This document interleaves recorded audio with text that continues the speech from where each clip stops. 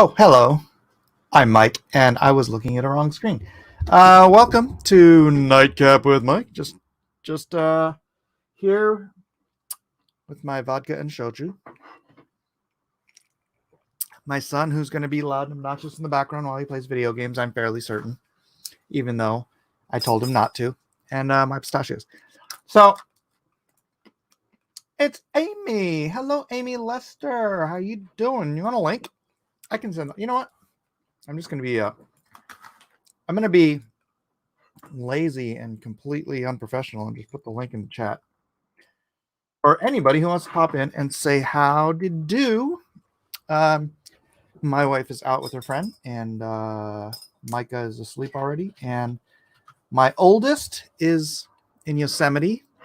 Eden is so he's on his bachelor trip. It's not a party. We don't do that. But he's on a bachelor trip up in Yosemite with some friends. And my daughter, who is also in the wedding, is at the bachelorette, whatever they're doing up in Julian. So that's what's going on. The house is relatively empty. This is new. Actually, my oldest doesn't live here anymore.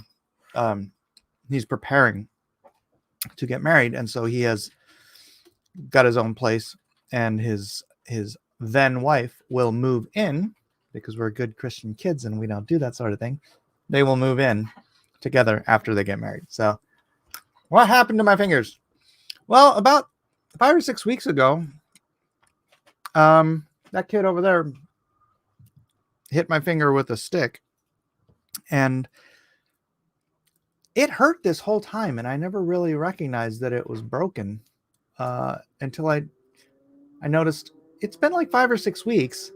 It still freaking hurts, and it's swollen. So I was like, that sounds broken. So I went ahead and taped them together. And since I've taped them together, I know I should just go get my wife's like, why don't you get a splint? So that way you could use your other finger like to draw and stuff. And I'm like,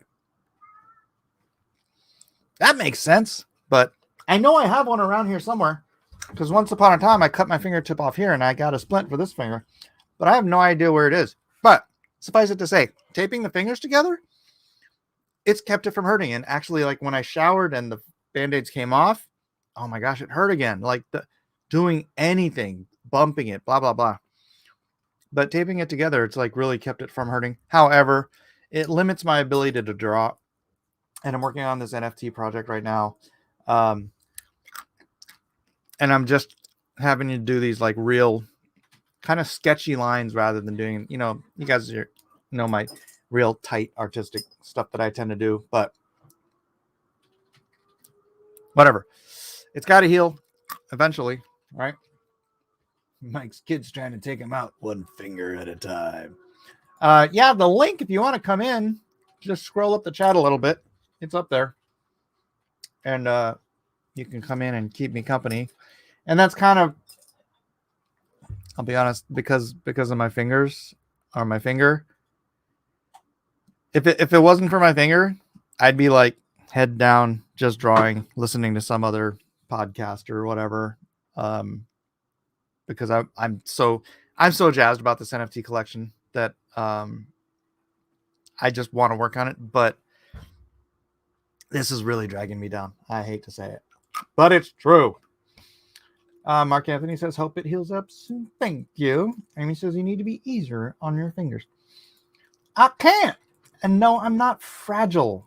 I let it hurt for over a month before I decided I should let this heal. Just draw with your feet, says Mark Anthony. I would have 400 people in here watching if I just drew with my feet. I'd have to reset up all my cameras and everything to do it, but did you deserve to get hit with a stick? So we're playing broom ball, which, if you're unfamiliar, basically you go out on a hockey rink, an ice hockey rink with no skates, just your shoes, and you get these sticks with like these little rubber paddles at the end, and they're supposed to be like, I guess this originated with brooms or something, and you just like you try to knock balls from one side to the other. It's like hockey, but with these little paddles and no skates. And so I was being the goalie, and one of the pastors was like, Mike's like a wall, because everybody kept trying to get shots past me, and they couldn't get shots past me, but they were like crunching up on me.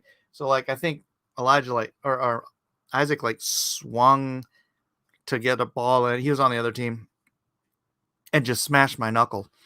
And that was unpleasant. So welcome, Amy and Melissa. Well, hopefully the microphone's working. I don't have audio.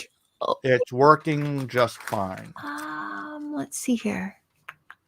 No immediate denial, by the way. For okay. what? What am I? Mm-hmm. You want me to draw off my feet? Is that what you're saying? Somebody tell Mike he's in his 50s now. He needs to stick to pickleball. There we go. Okay, Amy and Melissa can't hear me. Now they're listening to the YouTube. So in about 10 seconds, they'll hear me say that and be like, oh, wait, that's not right. This just keeps getting better and better. How's that? Sorry. No worries. Here. No, wait. No. If you're here, please do subscribe, like, and share. If you're new, let's see if who's watching on what channel. 2 people on Unapologetic American, 5 on Blacklist Universe. It is, it's pretty chill. Scotty Richards Studio says, aren't NFTs the pogs of digital currency? An NFT, okay, let me explain this to you. An NFT is like a blank sheet of paper. It's simply a non-fungible token, which means that it's, I'm not going to pull that. That's got my address on it. No, not that one. This piece of paper, right? Okay. Now, this is technically a fungible piece of paper, although in reality, you know, it's like it is a unique piece of paper. However, because they printed off probably millions and millions of copies of this tract, one is just like the other. So all of these pieces of paper are the same. Now, however, if I take a piece of paper,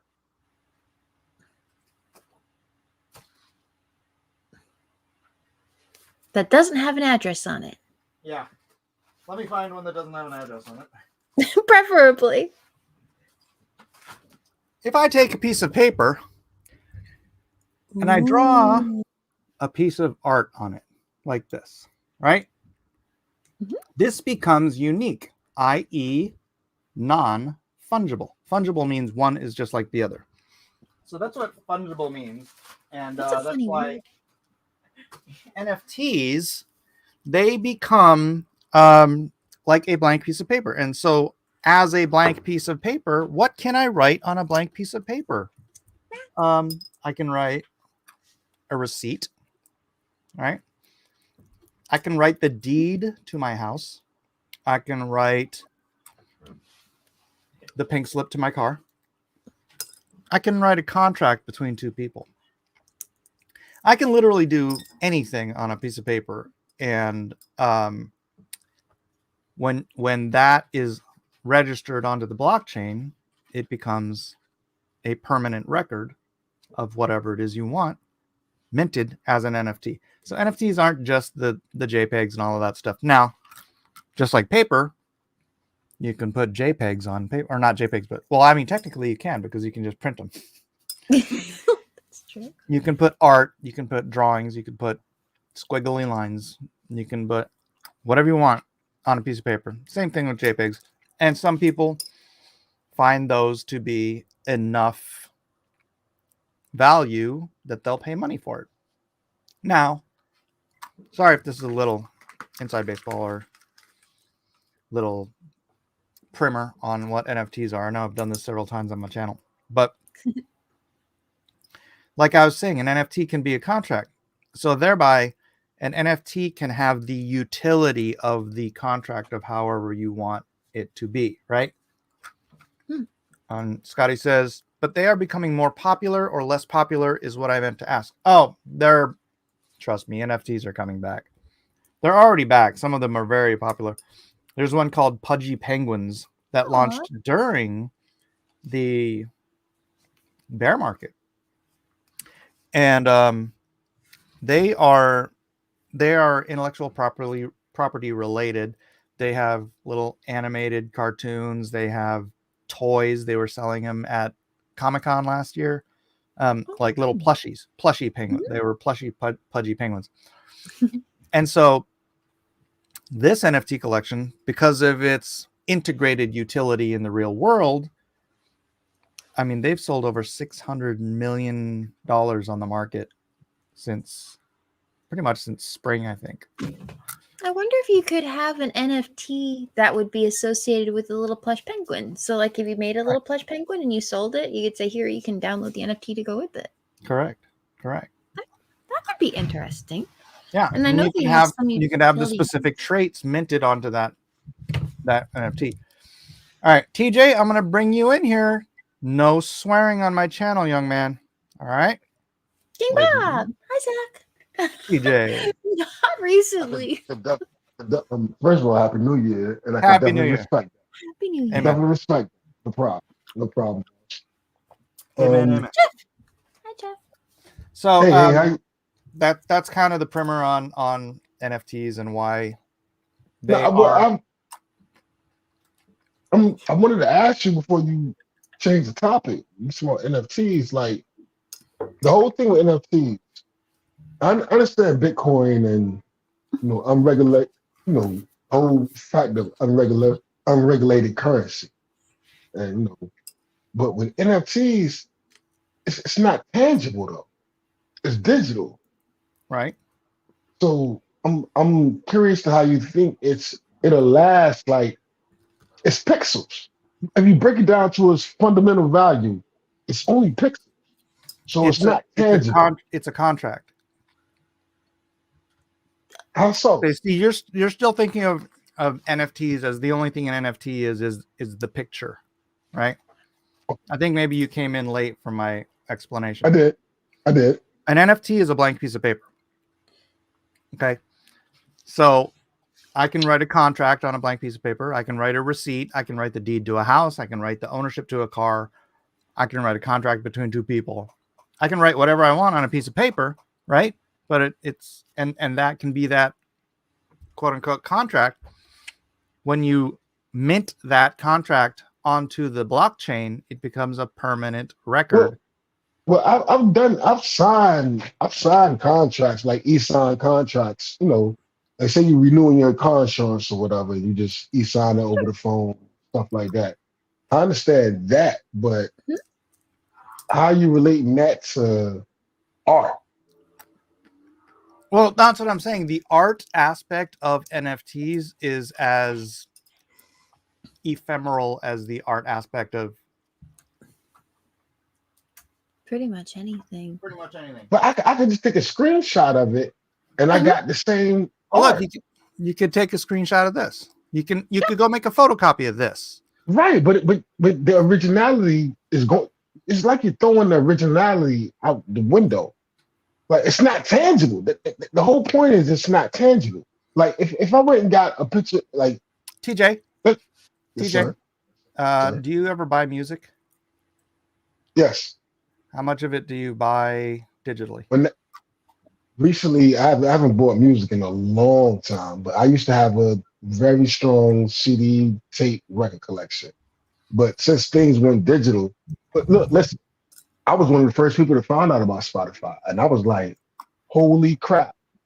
You got the entire library of music in your pocket in your phone." I thought it was amazing. And I didn't know. Buy nothing ever again, right? Yeah, right. $10 a month. $10 a month. You mean tell me for $10 a month I got everything? Especially when I was making beats. I mean, I could sample. Like I got everything. So I was all for it in the initial shoot 10 years of it. But then I came to realize that it ruined music. Streaming has ruined music. How so? Well, I'm not an artist, but if I was an artist, one, you don't even know how you're getting paid. They could tell you whatever. You know what I'm saying? You don't really know. They say, well, you get 0.00.3% of a stream for every song. You don't know. You know who Tom Well, McDonald is? well, before you Wait, had hold on, hard TJ. sell. You know who Tom McDonald is? Yeah, I know he is. Yeah, That dude's getting fat rich from yeah. doing everything digitally and then selling his own CDs and doing everything on his own, because it's not the outlet that's screwing people, it's the freaking music companies that are screwing people. In theory, would I it seen be? it. Oh, sorry. I seen an interview. I'm sorry, Miss Lady. I didn't mean to cut you off. Go ahead. Oh, I was just wondering. Again, from what I do understand about this, an NFT, again, it's something that it's like a file that can be passed over the blockchain. And in theory, you should be able to watch it and see to trace its path. Mhm. So I'm again, all But theory it's not. works. But it's not tangible though. Neither can't is help- any of the dollars in your bank account, But bro. if it were, let's say, a piece of music, and you wrote a piece of music, and I'm not saying this is a use case statement that's yet, but hypothetically, and you decided I'm going to sell this piece of music, and every time it gets passed around, you get, let's say, 5 cents. Royalty. So Yeah. people get the NFT, they download the music, and the NFT keeps getting passed around. In theory, you would be able to look at a paper trail and see how many times that's been passed around. So Well, that's if not somebody- theoretical. That's the whole point of the blockchain. You have But it's called provenance, when you have the source of a thing and then you can track where it's gone. it Like, sounds like. But it sounds like you trust them to not jerk you. Oh, but that's just it. If it's yours, you can it's not a them. You can actually look at it and trace it yourself. So if they say, "Oh, only 5 people have listened to your NFT music," just again, my terminology might not be correct. You could look at the NFT itself and say, "No, 25,000 people have listened to my NFT music." Yeah, And hold they on a second. can't I've got I've hold got that white over you. TJ coming up. Remember, no swearing, young man. I haven't said one bad word. And can you No, not? not at I'm gonna ask you a favor, Mike. Yeah. I want to be looked at as TJ and not black TJ. Is that okay with you? Fair enough. No, you're just It's TJ. 2024. You're I just just want to be TJ. TJ. This one down here I- has the qualifier, bro. All right. I just don't want to be black TJ. I just want to be TJ. Straight up. You're TJ. Hi, TJ. Hi, TJ. Hello, white TJ. No, The TJ the second. second. The second. TJ Junior. Well, those are some cool paintings on the wall. Do you do those or? My wife did that one, and those are from, or that's from some kid in a small convention in Atlanta. Oh, that's Oh, nice. all right. Sorry. Back to your question, TJ. What was it? Sorry. I lost my train of thought, man. What up, J Oh, Dog? I'm sorry. I derailed I know it. your voice. I ain't gotta look at the phone. I know your voice. What up? What up, man? What's up, man? Happy New Year, man. Happy New Year, bro. Same to you. Yeah, Thank you man. for correcting yourself, Jiminy Cricket. Half Oriental Mike. Correct. I don't want to be. I don't want to be. I just want to be me. I don't want to be the color skin TJ or ethnicity TJ. Why can't I just be TJ, man? I don't want to Your go name there. says right there, TJ. TJ. You are No, TJ. no one but you has made an issue of it yet. Well, when you said earlier, like, okay, well, we got the white TJ coming on, that you're absolutely saying, well, I'm the, it's by default what you're saying. It's just, I don't say I'm talking to Asian Mike I'm gonna do Oriental. that. Oriental Mike. Oriental Mike. or Oriental Mike, or I don't say I'm talking to white Jay or this lady, right? Y'all just who you are, man. Just stop categorizing me by the color of my skin. That's 2024. I'm asking y'all to stop categorizing me by the color of my skin. I'm just Okay. like you. J Dalla, TJ did not appreciate your joke. I see that. So apologize to TJ so we can move on. I don't want no apology. I don't want no forced apology. We cool. I ain't like that. I'm just saying, like, just cut it out, man. I don't know. I'm just like racial call out by nature. You always bring up like that Mike's Oriental. We always talk about Korean, Quaif. Can I ask you a question? Why? Why is racial? Because it's Why funny. is it's not funny? It is if you don't care about it. Well, I think by like the culture, you know, like the streams we do and the things that Well, we how about say. this? Okay. It's funny to y'all because I'm on the bottom of the totem pole. So it's No, funny you're to not. y'all. No one No, sees no, that. Are no. you okay? It's not funny. It's not. I'm sick and tired of it, and I don't want to sound aggressive and mean, but I'm tired of it, man. I just want to be me. I don't want to be You black me. I just want to be me. Bro, it never Look, even crossed my mind that you were black. I got a better one. Creole people or Cajun. These are all Americans. We're out of Louisiana. My sister lives in Louisiana. Nobody, they might talk with a different dialect or a different, whatever. Nobody like they're lesser value because of their dialect or the way they talk or the way they speak or, how they interpret things. With me, it's like, yo, I'm not trying to play a victim. I'm just saying I'm tired of it. I'm asking for it to stop. That's all I'm saying, man. Please. There is It's got no. TJ, there is no white or black or man or woman, Jew nor Greek in my house. Well, he's a Jew. I ain't talking about your crib. I'm talking about online, bro. I'm talking about online. equality, dude. I don't freaking care about No, race. no. Listen, real life. Everybody has two different personalities. They have the one when they walk out their front door, and that's reality. Then you have online, and online seems to be where men can be their worst versions of their self. And I'm catching the bad end of the stick, and I'm just saying, can y'all stop it? You're not catching it here. I don't think brother. anyone on this panel has All right. conversations about you like that. All right, fair enough. All right, I'll leave it alone. I said my piece. But for me personally, like I read cultural books, like the birth of militarism, the birth of governmental trials and things like that. So my whole life is like reading about I've noticed that racial stereotypes, racial personalities, ethnic differentiation, socioeconomic. I remember I was sitting at work with you. I was sitting at work and we was talking, and it was like Tibet. It was going on about Tibet and China, and he was like really passionate, and he had a whole lot of knowledge of what was going on over in Asia. And we kind of went back and forth. Okay. I got a new book. All right. The Bow and the Club. What's that about? Julius Evola. Socioeconomic changes, cultural, it takes like when you start migration in certain countries, you're initiating new ideas in the cultures. And this gets into like the real nitty gritty. Like if you buy this guy's books, you're on like the FBI watch list. There's a certain truth to assimilation. I believe in assimilation. Like, if you want to come to the U.S., you should assimilate to the U.S. Legitimately, dude. My mother has been here for 55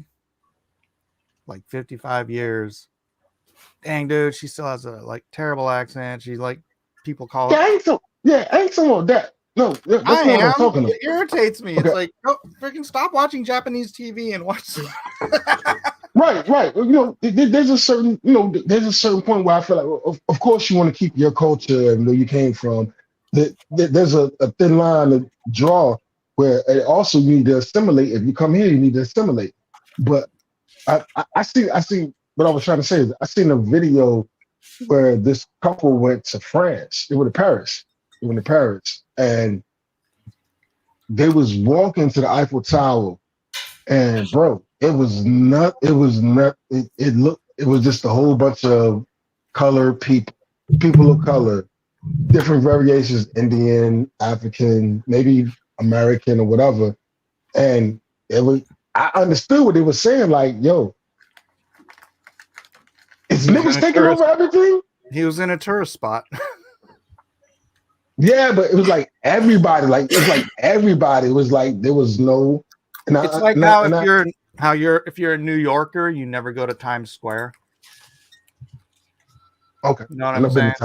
Yeah. Yeah, if you're a New Yorker, you hate Times Square. But if you come to New York from anywhere else, you go to Times Square. That's the Eiffel Tower right there. But then I could also say, the whole word of gentrification. They could say that, Brooklyn, they pretty much, and I'm not mad about gentrification. I mean, if you're going to run down the property and somebody want to come in and make the property better, which is gentrification, what they're trying to say, because I know I've seen it on the scale here. I don't get mad at that. You know what I'm saying? Why waste this land? And you don't want to take care of this land, and I'm gonna sit here and build condos and modernize.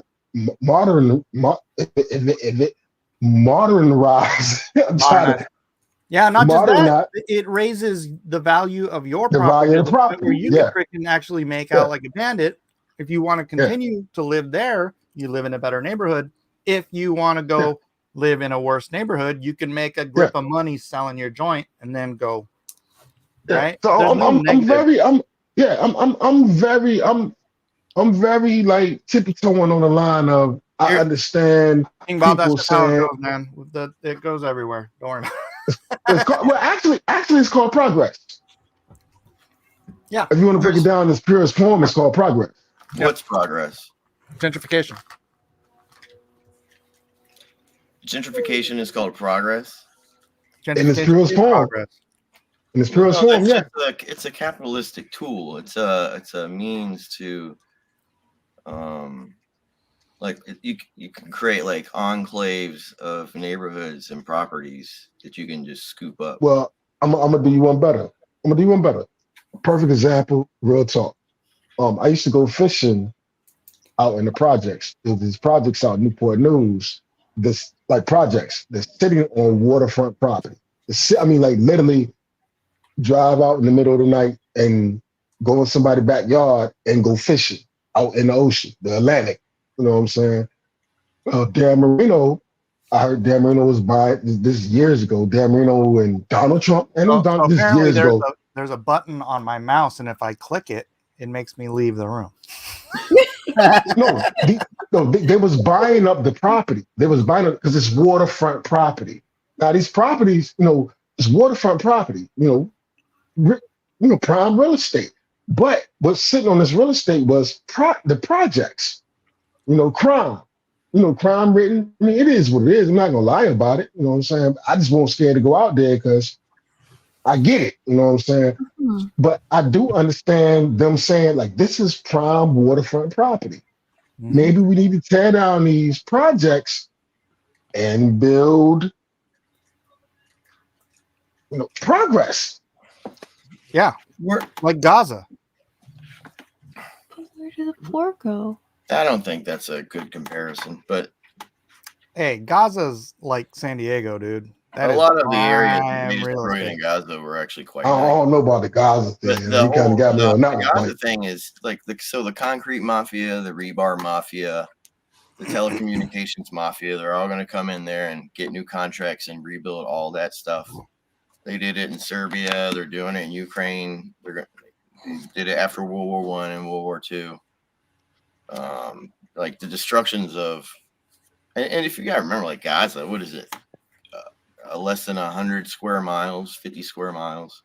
So it's like that's like the size of New Jersey or something. It's the size of a city in America, and we're acting like it's the most insane thing in the world that can be going on. Well, no, because it's not just. It's a holy war. It's not. You can't boil it down to that. That's the response. Here's a chapter in the book. What's up, boy? can't read it. You may have to read it. I'm afraid that's a bit dark. Negrified America. Yeah. Yeah, I'm gonna need you to read that, bro. If you don't mind. Go ahead, What, read it. The chapter? A reading. Yeah, reading. yeah. Read it. Make your point. Make your case. I can't see it. So this chapter, a summation of the chapter, is how Jews and other powerful houses used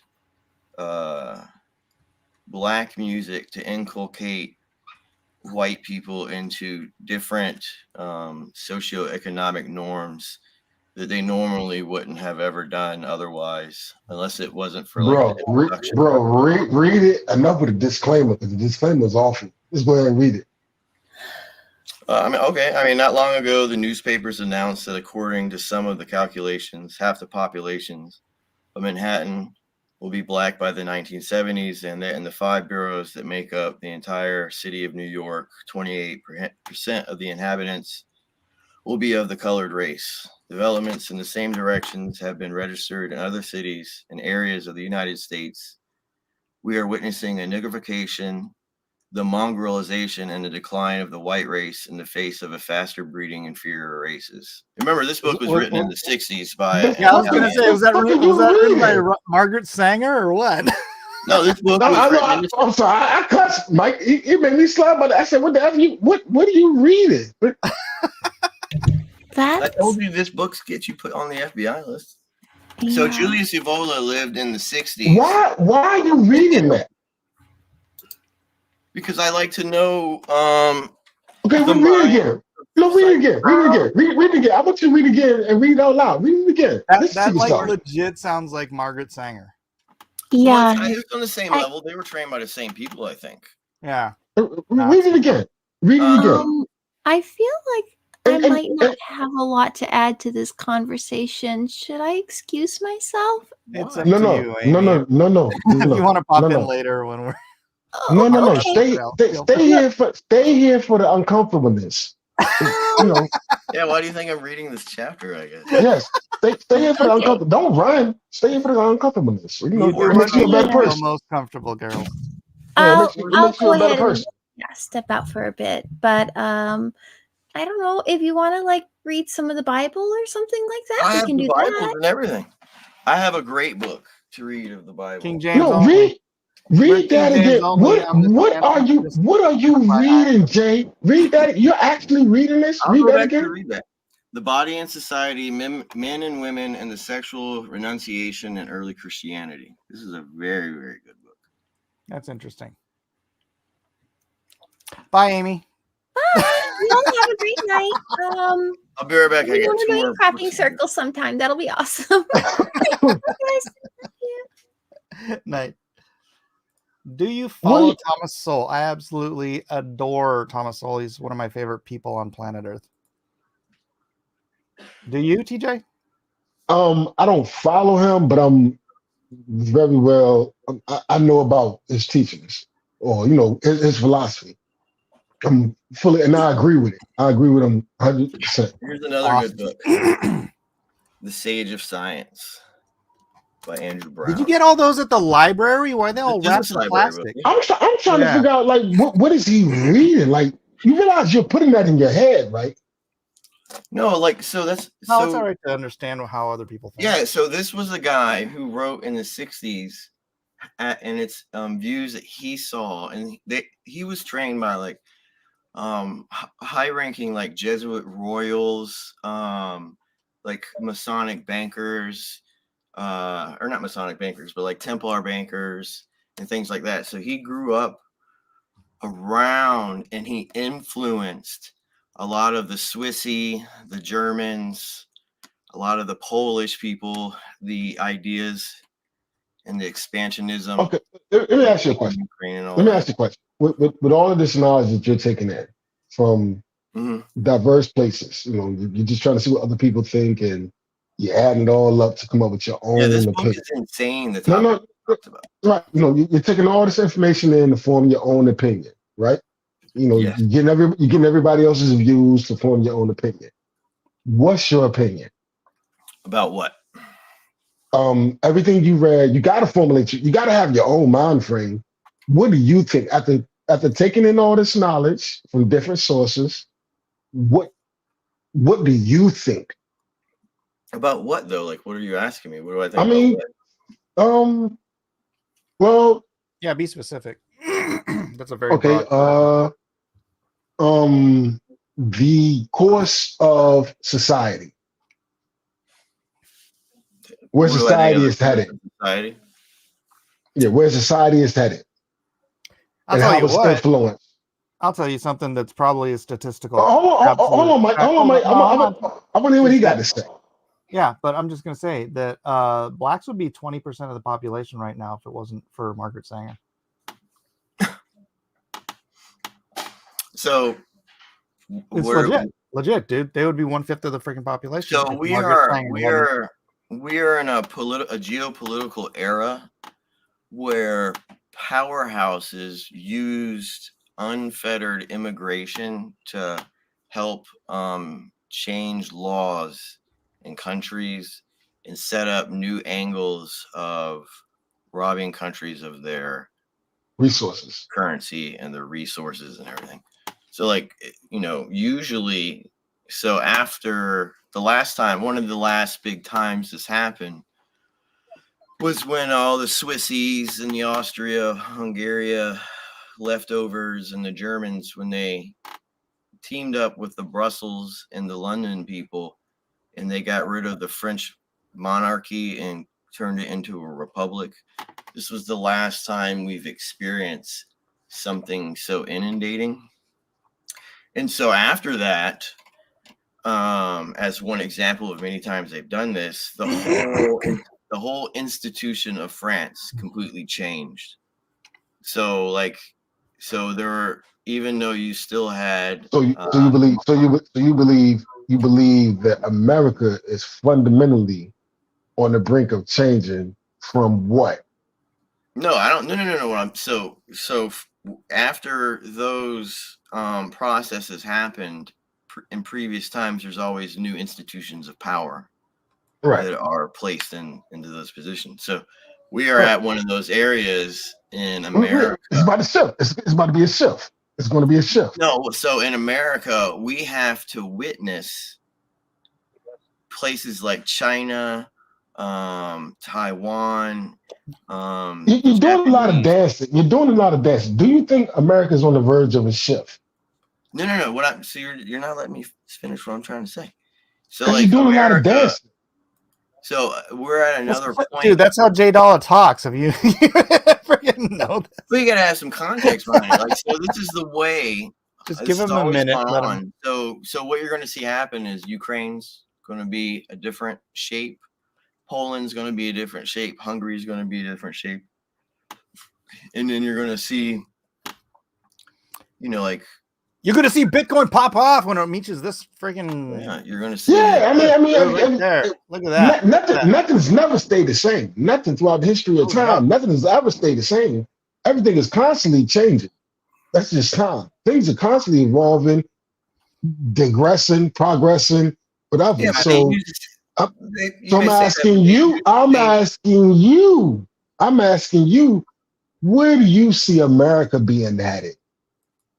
I don't know. I'm not black-pilled or pessimistic on the future of America.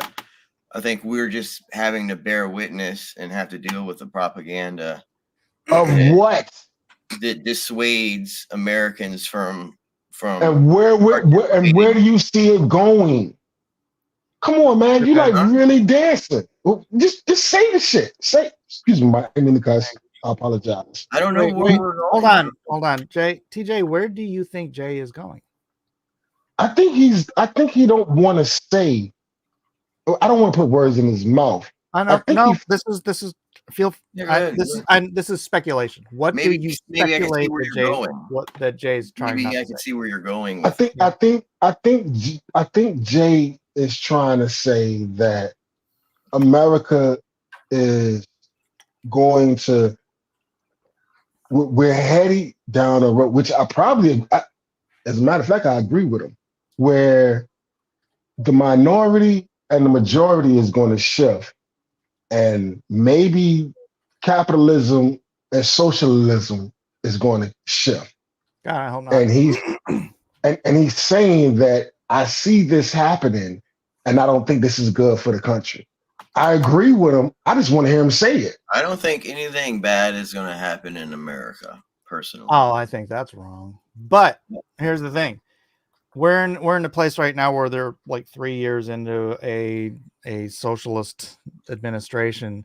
And I remember this feeling because we had this feeling when Obama was in power. But that's just propaganda, right? Just to let you know. It's not propaganda. It's where they want to run and they have the reins and they're doing stuff that freaking sucks for the future of America. But then Trump gets elected and it's like morning in America again. It's like when Reagan was elected in the 80s. It was like, it's a total paradigm shift. It's an attitude shift. People start putting money into markets, putting money into businesses, putting, the economy gets pumping again. All of that stuff is all, it's all psychological. Before Trump got into office, before Trump could do one thing as president, the stock market shot up because Trump got elected. That was purely psychological. They knew what was coming under a guy who's a businessman and wants business to succeed in America versus Obama versus Biden versus whoever, whatever. They don't want business to succeed. I had a girlfriend that was completely Democrat, like nothing Republican about her. She was a Christian, but completely Democrat. She just the healthcare system alone. When Trump got in office, and I remember going around the crib and she was like, she didn't vote for him or any of that.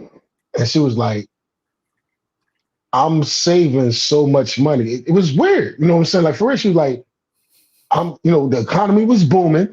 She was like, I'm saving so much money on, because Obamacare, what people don't realize, Obamacare was hurting people that had health insurance. My health insurance comes from a union, so I didn't get affected by it. But people that have to pay into the health insurance, they was getting, the Obamacare thing was killing them. It was killing them. And she was saying just by that alone, she's seen a difference in her pockets. Yeah. In her pockets. It was crazy because you'd had to be blind to not see that was just a big freaking, behind the back handshake between the Democrats and the insurance industry. Just like COVID was a handshake between the Democrats and the freaking pharma. May I present my... Yeah, go ahead. So there are... I'm going to mute because my son's being loud in the back. There are predetermined scenarios that happen throughout the globe. And there is nothing any country or power can do to change some of these predetermined negotiated scenarios that are going to happen and transitions are going to take place. Now, that doesn't mean that I'm referencing the ideas that you were just postulating, but there are scenarios that are going to happen. So it would not be in Donald Trump's interest, and from how he is politically astute, for him to be president while Russia is taking back land that was taken from them after World War I and World War II partition. Can I ask you something? So these things are going to have to happen, and you're going to have, sometimes America is going to have weak presidents in these positions. So with this foresight, because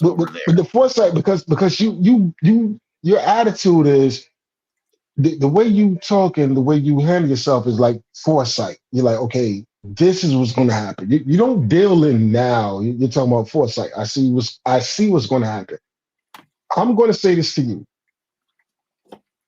I would say, okay, well, if you're seeing the foresight of what you're saying, I would even go further and go behind and say, well, all this was already written anyway.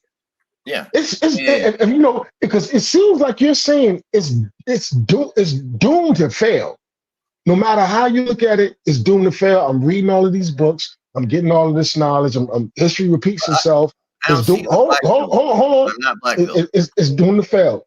I'm telling you that if that's your attitude, I would even go better and say the Bible already said this is going to happen anyway. Well, the Bible is a very strategically written book. Like the whole Well, the Bible doesn't say when been it's edited over time, and it's designed to help answer questions and guide you in times of need. So, like I said earlier in the conversation, these geopolitical things that they're doing, they have been doing since before the Bible was contemplated. So, like, do you think we're on the verge of another world war? In the time of, remember, like in the early days, even do you think we're on the verge of another world war? Armageddon. Hold up. I don't think there was geopolitics in 3500 BC. Yeah, there was. So let me give you an example. All right. So in the times of in areas around the Mesopotamia, especially on the eastern side, when the areas of the early Canaan going into the Canaan areas were having difficulties with their shit getting stolen all the time, and they had their stuff getting stolen all the time, and they had to resort to asking Asia Minor, which is now Turkey, and areas like that, and the Hittites around, like, so. You're talking about conquering. Well, no. What I'm saying is these areas, they would send masses of people to the outside of the border walls of these heavily trade routed areas. Yeah, they would harass, and they would steal, and they would. That's called strategy. They would called strategy. Nothing is new under the sun. I'm asking you again. Exactly. So they're doing that now. Exactly. Yeah, but that's local politics. That's not geopolitics. At the time, it is geopolitics. At the time, it was geopolitics. Yeah, these are trade hubs. This is the known world. It was a known world at the time. Remember, from the Fertile Crescent back in the day, like, if you were to calculate the amount of money, because you remember the Silk Road connected to them, the amber trade routes from Scandinavia connected to them, the roads from Rome. The Silk Road wasn't until like what? 1,000. No, that trade route. This trade route was alive and well. But 3,500 BC, it wasn't. You're talking about the known world, the recorded known world, and the unrecorded known world. You're talking about history. No, I'm talking about these are standard trade wars that happen at the time. There's nothing. Geopolitics is just a smaller. It's just ain't the entire world, because the entire world ain't been mapped yet. But it's still geopolitics. So to me, when I say geopolitics, I'm agreeing with you. I'm agreeing with you. The Altai Mountains, making your way through the steppe, going past the Crimea and the Black Sea, and you've made it past the Caspian Sea, and you're hitting areas to like Italy and strongholds like Hallstatt, and which had 200 BC trade. FYI, 200 BC is when Silk Road was first used. Okay, the trade route still exists. They still exist. I mean, that's what I'm saying. The trade route that they first. Yeah. So those trade routes. You're talking about recorded history, Europeans right? naming it the Silk Road, because it wasn't called that back then. This goes all the way back. Oh no, they didn't call it the Silk Road until like 1800. But it's still still geopolitics. It's just on a smaller scale. It's geopolitics. All right, it's just on a smaller scale. That's fine. Yeah. I don't want to get pedantic about it. Right. Okay. So I'm asking you, Jay. Do you think we're on the verge of another world war / apocalypse? Nope. You don't think that's going to happen right now? Mm-mm. And the reason why they won't do that is because Brussels and London are broke, and there's no way that they can use America or South America and their influence, because South America actually has a lot of influence regardless of what some people may think. Dude, South America is going to be the wealthiest freaking continent. Well, what I'm saying is there's no way to stop Taiwan from going back. So London, Brussels, the Dutch East India companies, which is today Brussels and London, there's no way they can hold Taiwan. It's going back to China. There's nothing you can fucking do about it. And watch your mouth. language. Oh, But sorry. Hey, I just getting on my rant. Hey, Mike, I said language. Mike, I tried to say language. No, have mercy. Sorry. Just to interject, I really think, particularly if Trump doesn't get reelected, but I think he will. I mean, I really think he will. But China has said they're taking Taiwan. Let me finish the sentence, brother. Even in the case that he gets elected, there's going to be another social. They're not going to pull back.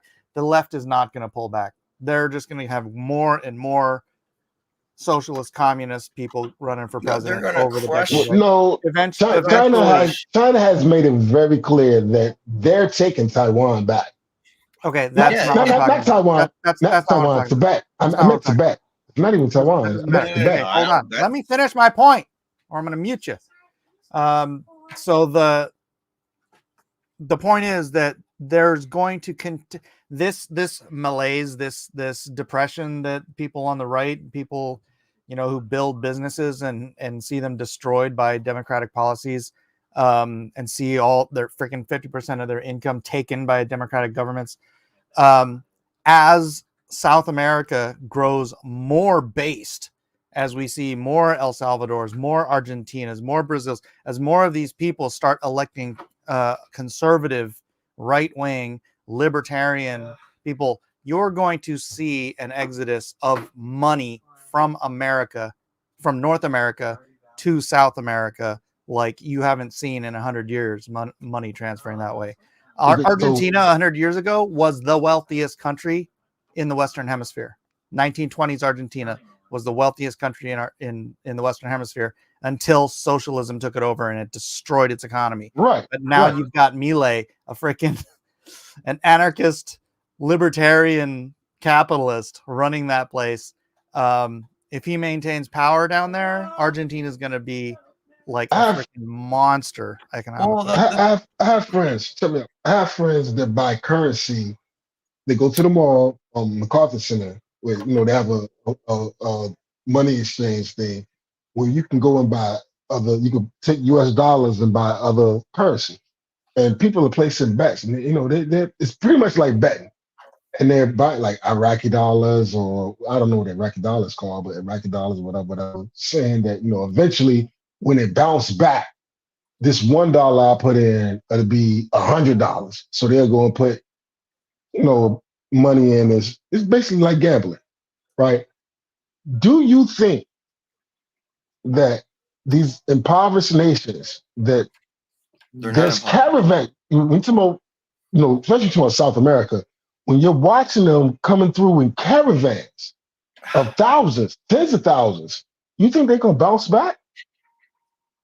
Yeah. What do you mean? Wait, what do you mean bounce back? Bounce back from poverty. Yeah, those countries down there. Dude, hold on. Right, may I say something? Is it going to be about El Salvador? No. So, even though that's a good example, so what's going on in the world geopolitically is, if you look at the currencies that the UK, London, and France prints, they print for multiple nations in the 10s and 20s. So between those two countries alone, they print all of the money for these nations, and they also get a scalp off the top. So Argentina just who is heavily backed by the Jewish folks in the United States money, is they're asking for the Falkland Islands back. And then you just had this stuff that's been going on in Mali and the other African nations. They've completely kicked out France, not only from the embassy, but they're also going to start printing their own money. So, and then you're going to lose. You lost Crimea, which is a giant trade hub. You lost the Donetsk and the Luhansk regions, which has over 500 metric tons of gold, which has almost as much salt as like Hallstatt. What's the joint? I don't mean to interrupt you. What's the joint with the Brink, where it's like China, Russia, and the Saudis are all coming together? They're leaving. What's going to happen? To degrade the U.S. dollar, to degrade U.S. What is that? Yeah, they don't want to be controlled by the greenbacks anymore. It's European power. It's never really. It's when the you're in U.S. dollar, America, dude. It's no, to get away from the we're a byproduct. hegemony of We're a the byproduct. U.S. dollar. We're a byproduct, and I guarantee you, when those Dude, this is when the same those argument the gold bugs have been hold on. making for freaking decades. I guarantee you, when those sheiks and Arabs are going through their own line in airports where they don't have to go through metal detectors and they have their suitcases, in those suitcases, there's still U.S. dollars in there. They're not going to put BRICS money in there. Hold on a second. Hold on, Jay. You seem very optimistic. Now, what they're going to have is they're going to have one of these, and it's going to have Bitcoin on it.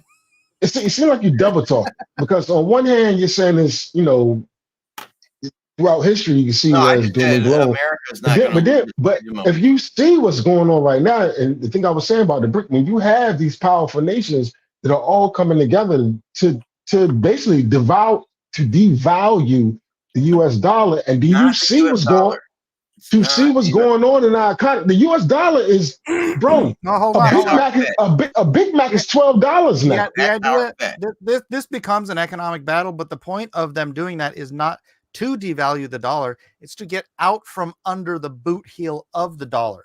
As soon as Russia did something that the government didn't like, they started putting sanctions on their ability to transfer U.S. dollars.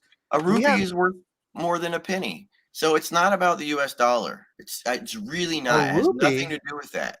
So the euro is a new currency that was born out of a fucking bank that was. Watch your mouth. Oh, sorry. That was made from King Francis, one of the last Holy Roman emperors, and his royal court Jew made the early bank, which is now the European Union Bank, which is a central bank system, which is controlled by a seven-state system. No, this is higher than the World Economic Forum. These people, the World Economic Forum works for these people, the Basel system. And so like it is in America's interest, it's in the BRICS interest, and it's in Russia's interest for the euro to fail. And so all these things. But that's not how they're acting, though. Because America is a propaganda. We have the Smith-Month Modernization Act. So our I don't understand. It seems like you're saying things and then you contradict yourself. You're saying it's in the best interest for Russia, whatever. But I'm telling you, that's not what they're doing. They're doing the opposite of what you're saying. No, the U.S. dollar the U.S. dollar is fine. I don't think so, bro. Have you been to the store? Yeah, but that's a central bank. That's a Fed. It has nothing to do with what by proxy, the Europe is controlling our Fed. Yes, but that's a European problem. Yeah, but that's what I'm saying. Well, that's what I'm saying about BRICS is, dude. The BRICS is kind of to Brazil, Russia, China, South America, India, Saudi Arabia. BRICS is to those guys what Bitcoin is to you and me. It's getting out of the U.S. dollar financial. Getting out of the European system. The European. Well, it's all the freaking same, dude. All of the euro. No, it is, dude. It is not. Everything is based on the U.S. dollar. The euro is based on the dollar. The freaking everything has been based on the dollar. Mike is absolutely right. 1971. Yes, it was, because the U.S. dollar was the only one that was gold backed. Mike is absolutely right. All the other money on Earth was tied to the U.S. dollar in value because we were supposed to be on the gold standard, and then it was Richard Nixon that screwed everybody in 1971 by taking us off. Yeah, because he was compromised. Yeah, right. But that's what I'm saying. It doesn't matter if it's the euro or if it's the yuan. The euro was trying to destroy America. Everything was based on the dollar. London and Brussels and Rome do not want America to succeed. That's why you have. Hold on a second. Can you at least agree? Before you go on, can you agree that up until recently, the world currency was based on the U.S. dollar? And it still is, and it's not going to go away. But BRICS isn't. Exactly. After us. That's the whole point. After Europe. That's the point of BRICS. No, they're coming after Europe. We're signing America. Europe is based. Okay, I'm sorry. I'm getting I'm muting myself. America. You remember when all those tankers were off all the coast of California and New York and Florida, and they couldn't come into our ports? Jay, you're talking about when that was happening. But you're talking out of both sides of your mouth, because you just said if you're coming out of Saudi Arabia, you got U.S. dollars in your freaking suitcase. Yeah, that's what I'm saying. America will never not be the dominant trade. America money is not going Then anywhere. you're agreeing. And what I'm saying, you're saying that BRICS is coming after us. I'm saying that Europe is coming after us. We are signing contracts with BRIC nations from South American countries.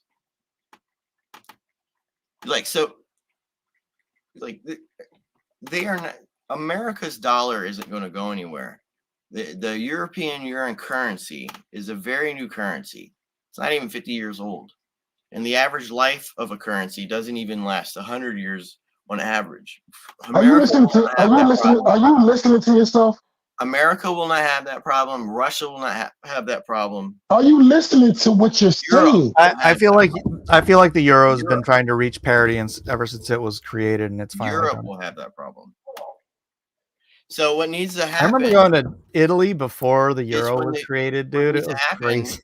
We destroy the euro, and the UK prints their own money again. France prints their own money again. UK's been Germany prints their own money again. The UK never stopped printing their own money. The UK never got into the euro. But they still use euro as a main currency in No, their nation. they didn't. The UK has always been on the top.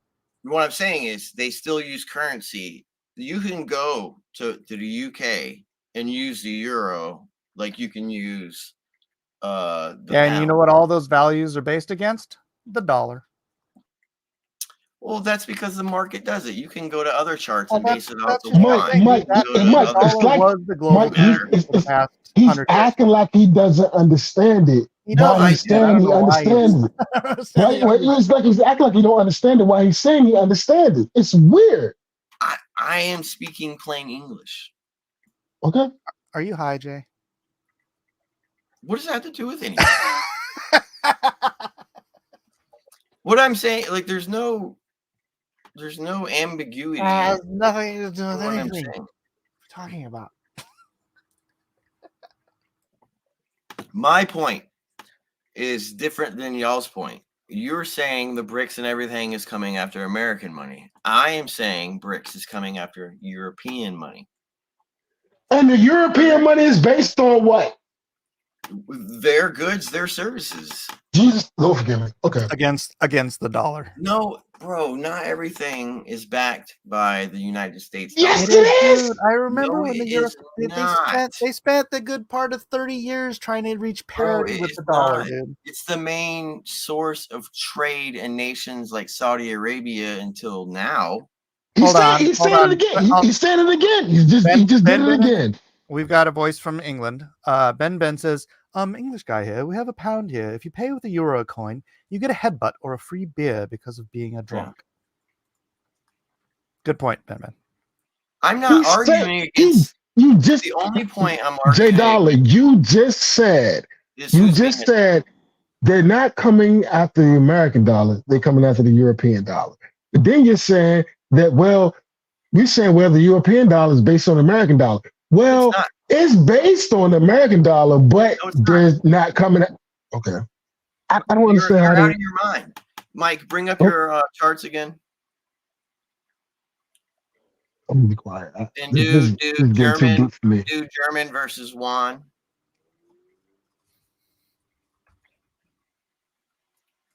YUAN. Yuan with, I don't think I have. Whatever German money is called. What is it called? The mark. Oh no, it's euro. Germany is under the euro. Okay, so they're under the euro. So if you're a trader in China, you're trading under the euro in markets. Most Chinese Euro USD. Because one of the main reasons why Chinese don't play in Japan small markets in America is you can't short. Only if you're a big dick can you short the market. But in these other nations like the yuan, I can't find the yuan. The euro, I can find the yen. Yeah, that's fine. Up until I'm gonna keep this real. You get real technical unnecessarily. No, I don't. Just hear me out. Up until recently, you can't keep up with what I'm saying. will you, because you'll get real unnecessarily technical. Tell me out. Up until recently, would you say the world economy was based on the U.S. dollar? It's not. It's not. That's sound like Oh. possessed. I just don't feel like we're gonna agree on this, and I don't understand why. I'm just gonna remove that. No, put up the But chart. okay, let's just call it the West. Okay, the point of BRICS is to get away from the Western powers, grab or hold hegemony on the financial system. Right? You agree on that? The fact that you think that America controls... Let's just call it the West and just agree. Is that not correct or not? It's not the West. You're saying there's a great war between Europe and the United States. He won't even agree with that. He'll say Europe, even though Europe is the West, but he won't say the West because that's too much like agreeing with you. It's impossible. There's too much power and money in European nations. Do the BRICS? Do the BRICS exist? Okay, do the BRICS exist? What is the most powerful monetary unit on Earth? What is the most powerful? Just say it, Jay. You know the answer. Well, it's the U.S. greenback. You know. This is why I can't talk to him because he's a contrarian. I hate contrarians. Look at his smile. He knows it. Look at him. Look at him. He's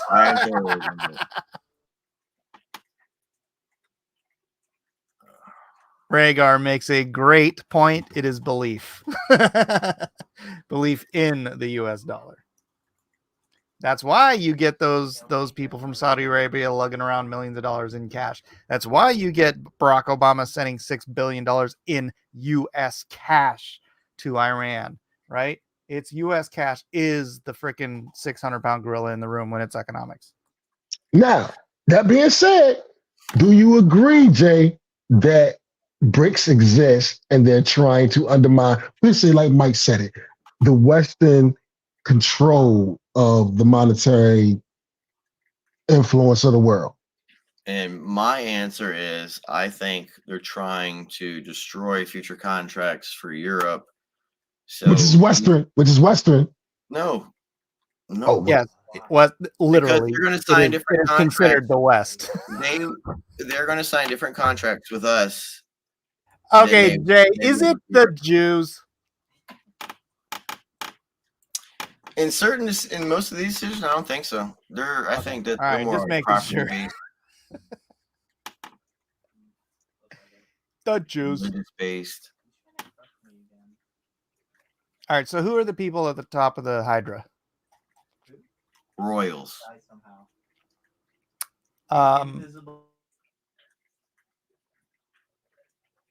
Rothschilds? No, Rothschilds work for royals. The DuPont? No, the Rothschild family isn't even barely 300 years, 270 something years of monetary power. You have other families that are the Rockefellers. You have families that are 800, 1,000 years old. The Rockefellers, Rothschilds are that old. No, they're not. They really? have not had power that long. They're not Who even. Who are you talking about then? Yeah, the royal family. And what royals? What's their name? Enlighten us. The Windsors, which used to be a German family, the Brussels line. Oh yeah, the Windsors got so much freaking money and gold. The Luxembourg line, the Greek, what's that royal line? The Greek-German line, with the Constantine and all those guys. The Constantine just died, which is very interesting. So there's so what do we plebs? What are we to do about this? With all this information that you accumulate, can do nothing. Okay, so you can do something, Jay. You can buy Bitcoin. We will not change what the royals have planned. No, but you as an individual can do something. Get out of this monetary system. Get into what do we do? What do we do? What Get do we into do, Bitcoin, TJ. I'm freaking serious. Yeah, Take that's so all of your the fiat, put it Merovingians. into Bitcoin. Get the hell out of the fiat system. I So got some crypto. I don't have any Bitcoin though. all right, so the Merovingians, they go back to like lines going all the way to the Pepinids and the Pepin family and all those dudes. Yeah, that's They're the cool. ones. I get on that. I get on that. What I'm They're the saying to ones you is, that took down with all of this information of history and lineage and where it all started, and you can go all the way back from where it started, and you can take it back to the beginning. What do we do with this information, and how do I take that information and apply it to my life to make my life better? Become an ultra wealthy individual, and we all become ultra wealthy, and then we can fight them. Okay, that's a very vague, general answer. Of the system and buy. Well, they control the blockchain. They don't control crypto. And all that No, stuff. they don't. Yeah, they do. No individual can control Bitcoin. What? No. So a lot of these firms that create these blockchains, if the banking system, I'm not talking about all the different ones, and I'm sure there are. I mean, SBF is perfectly, very good evidence that they were manipulating different blockchains. If the Feds is trash, I'm talking the about banking system is trash. FBI. If all of it is trash, where do I go? I'm hold on, Mike. If the Feds is trash, the Treasury is trash, the banking system is trash, the world economic. I mean, if all of it, if everybody's in cahoots under these elitists that you're saying, well, I'm not denying it. I'm not denying it. What do I do about it, Jay? Nothing. There's nothing you can do. Get out by Bitcoin. You would have to be like in a government system. Like, so every year, Vladimir Putin does this giant fucking event for all the brightest students in Russia. And they come from the most prestigious, families, royal backgrounds and all that, because royalty still exists in Russia despite their government. And a couple of years ago, Putin says there's a group of 16,000 people who control the world, and it is up to the future. And he was talking to these children, the future and the growth of y'all in the Russian motherland to make sure we can survive these 16,000 people. It's not what he fucking said, but that's basically. Okay. All right. God, I'm so sorry. We should put this on. So I got a question. Put some headphones on, Mike. I got a question, right? So if you're saying there's nothing you can do about it, right? And these people control the destiny of the earth, the destiny of society. Yeah. Where do you see if there's nothing that can be done about it? And that's what you're saying. There's nothing that can be done about it. I've asked you multiple times. You're like nothing. You said nothing. Where do you see where do you see it headed? What do you see where it's going? Since there's nothing we can do about it anyway. America has to survive intact while Europe battles for new borders. But you just said there's nothing we can do about it, though. That we have to survive. We got to survive this transfer of this. You know what? This goes back to what I was saying earlier. I think there's going to be a mass exodus to South America. I think the next century is South America's century. Well, they've been held Which down is really so funny long. Because all the poor people from South America are going to be here. Well, they're being forced. So the people, like a lot of these people who come up through these nations are told by their pastors and their preachers through the church system to migrate up. Yeah, Catholic charities. So these people are being told, and they have you strip these nations for like the last 80, 90 years, and now these contracts are ending. So every time this happens, every time there's new contracts and new borders and new government exchanges, this will forever happen. There's nothing. So do you want to hear something funny? Sorry to bring up race again, TJ, but what's something's funny that people in America don't ever think about? most of the Western countries in South America are whiter than America. Yeah. They are so overpopulated with European descendants. They are literally whiter than America is. There's a lot of like, everyone considers them to be some minority, and it's like, why? Because they speak Spanish or Portuguese, they're a minority. It's like, well, white people have white is around. gay. So check it out. Do you think just we'll narrow it down to this? Do you think America is, let's say, 50 years out from the tipping point of collapsing? No. Nah. America's gonna survive like probably it's gonna be a 1,000 years. It'll probably be 1,000 years. I don't think it'll be the 1,000 years? No, that's nonsense. It's not going to be the number one economy in the world in 20 years, but it's not going to be like collapsed or anything. Let's see what happens. So you think in 20 years that we're never in the next 20 years we're not going to be the number one superpower? No, economy. The number one economy. I think for a while we're going to have the biggest military. But I think 20, 30 years out, China is going to be the number one economy. China's going to. I can feel that. I can respect that. Yeah, I can see that. Especially with BRICS. Because they're going to have exclusive trading parties with a lot of countries in Africa, which, regardless of their politics, they're sick of being controlled by the greenback. And we'll be signing those contracts with those BRICS nations. And we will not be signing those contracts through European mediators. Yeah, but no, I think South America is going to be coming up. I think America is going to be slowly declining. This is the nature. What is your thing with South America? Hold on, Jay, it's the nature of empire. No empires last more than about 200 years. Right. That's why I said America's on the verge of collapse. You're saying no. I'm not saying collapse. I'm just saying we're not going to be the top dog anymore. Okay. Well, I'm gonna ask you this then. Where are you getting all of Rome? Right. It was a slow, steady decline for centuries until it dilapidated. Right. Okay. You keep bringing up South America. I've heard you say this at least 20 times. What is this feeling that you have that South America is the move? South America is going to be the move.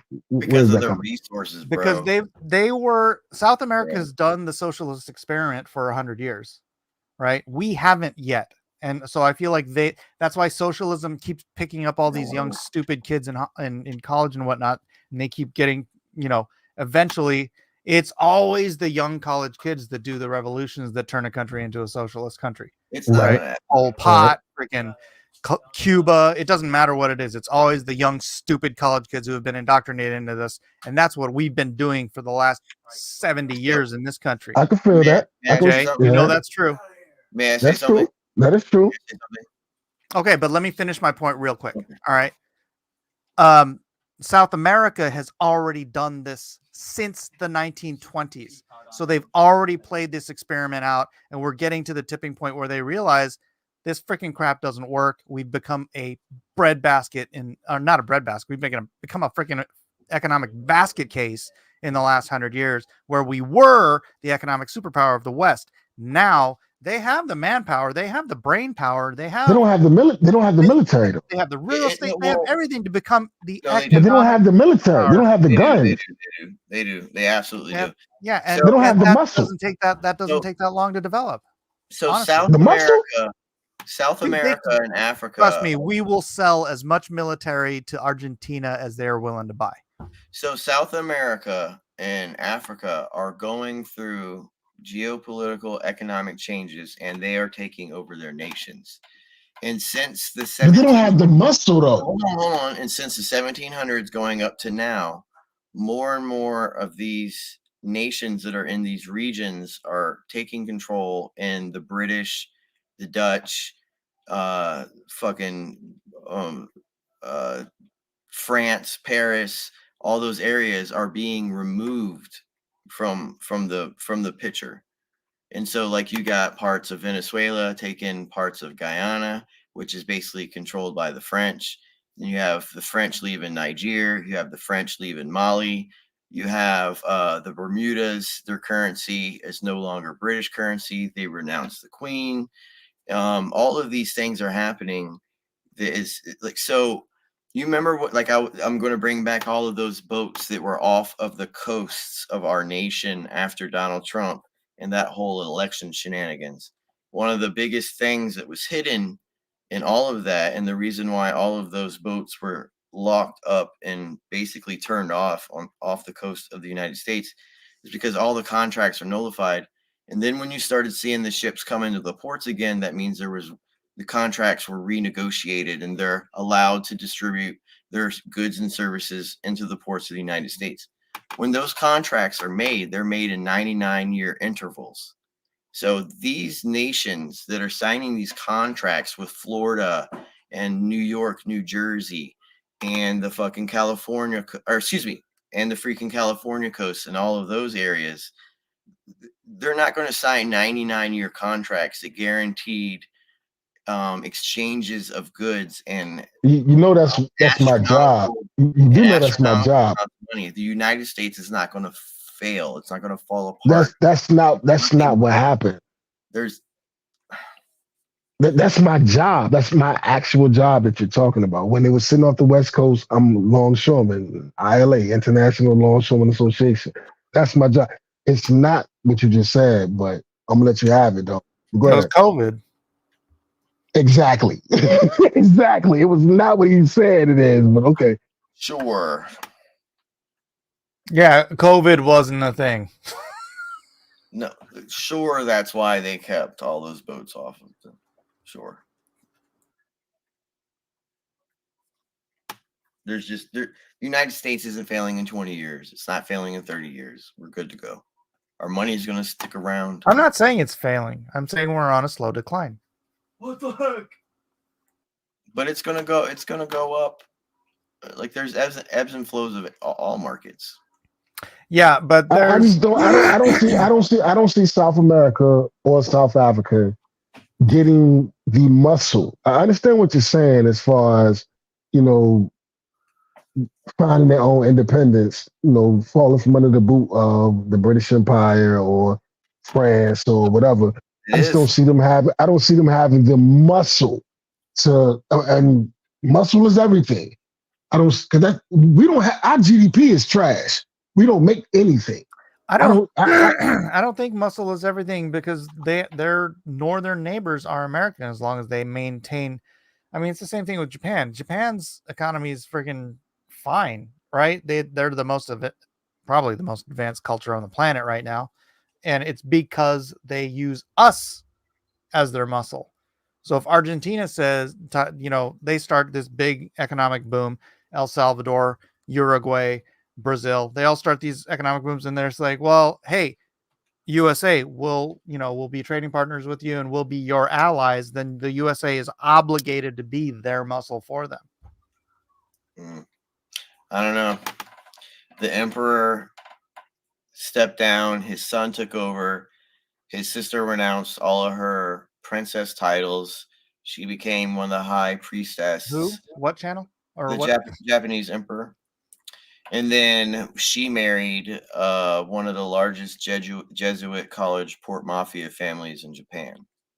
And all the Nagasaki contracts and all those areas, those contracts were finished.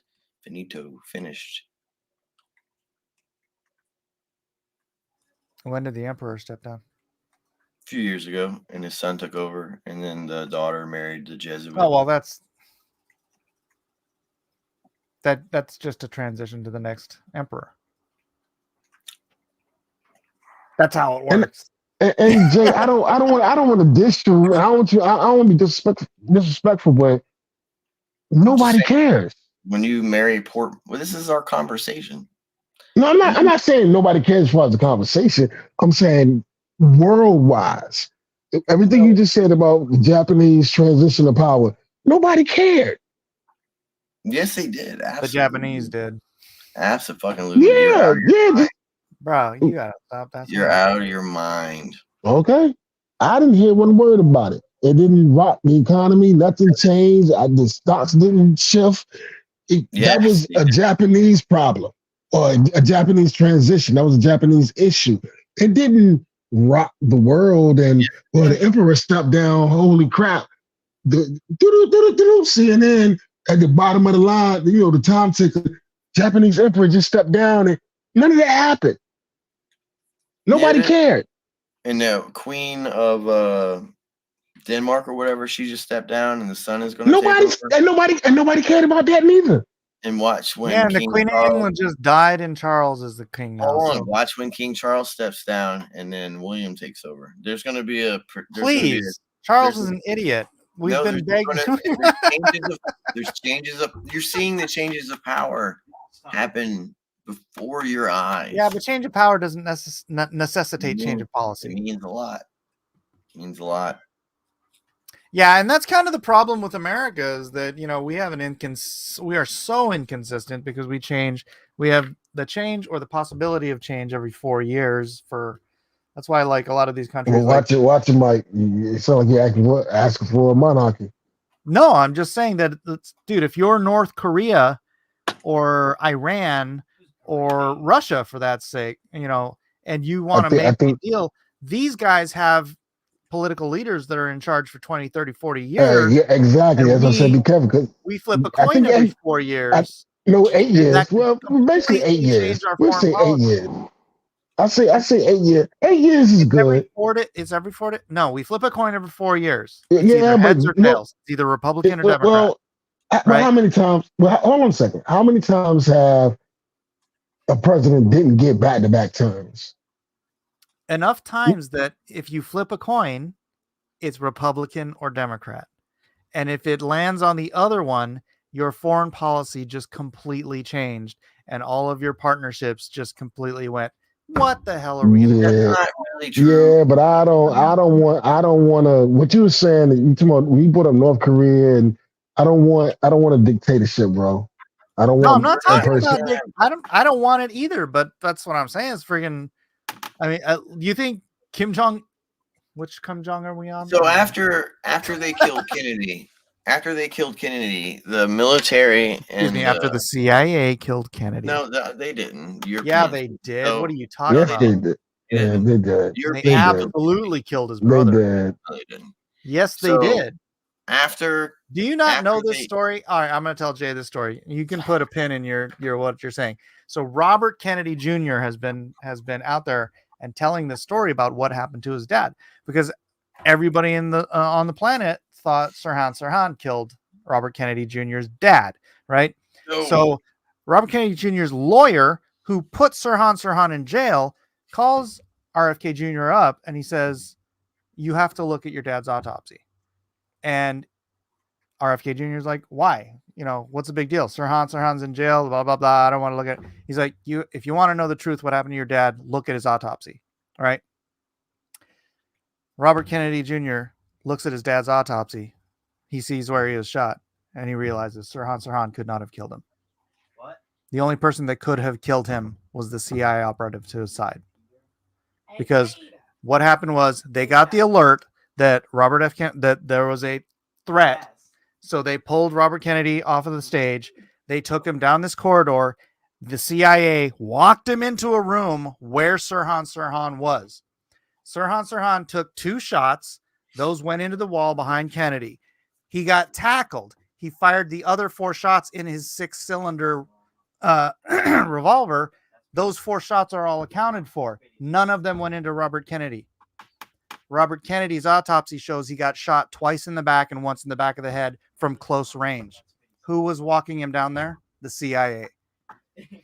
So after they killed Kennedy, because they couldn't have a scenario like just a Kennedy cleared up after the CIA killed Kennedy. After the Europeans killed Kennedy, they could not have another Kennedy scenario happen. So it took them a couple years, and they finally created the Senior Executive Service, which is an aristocratic, bureaucratic hierarchy system that was implemented from Joe Carter. And who apparently run the CIA. Well, the CIA is just the OSS, which is the Office of Strategic Service, which is just an arm of the Army. And the Army is notorious with their railroad mafia cohorts at Well, it expanding all boils down. America. It all boils down to whoever is the quote unquote deep state. Well, they created the senior executive service. So you're saying that everyone's rotating every 4 years, but that's not the case. You have individuals that are a part of the strategic executive service, which is a position that is on top of your government position. So not only do you get your government pay, you also get a SES pay. And especially if you're SES, a senior executive service, you're unfireable. There's what do you do with all of this information, Jay? I'm not doubting you. I enjoy listening to it, but to a certain point, what do you do with all this information? Like if it's not this branch of government, it's actually this other branch of government, but it's not really them because on top of them is this government, and then it's not really it's not the deep state government because on top of the deep state government there's the shadow government, but not really the shadow government because on top of the shadow government there's the royals, and then on the royals there's the. What do you do with all of this? I'm asking you, man. Have a conversation with you. Buy Bitcoin. I mean, literally, it's like that. As far as the financial system goes, that's the only thing you can do to get out of it. Well, you can buy stocks. You can buy regular stuff. Mm-mm. Tell me if the government wants to take your stocks away, can they?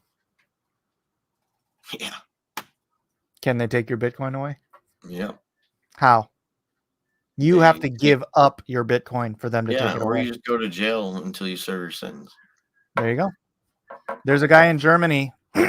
He had 60 or 80 million dollars worth of Bitcoin, and this was like 4 years ago.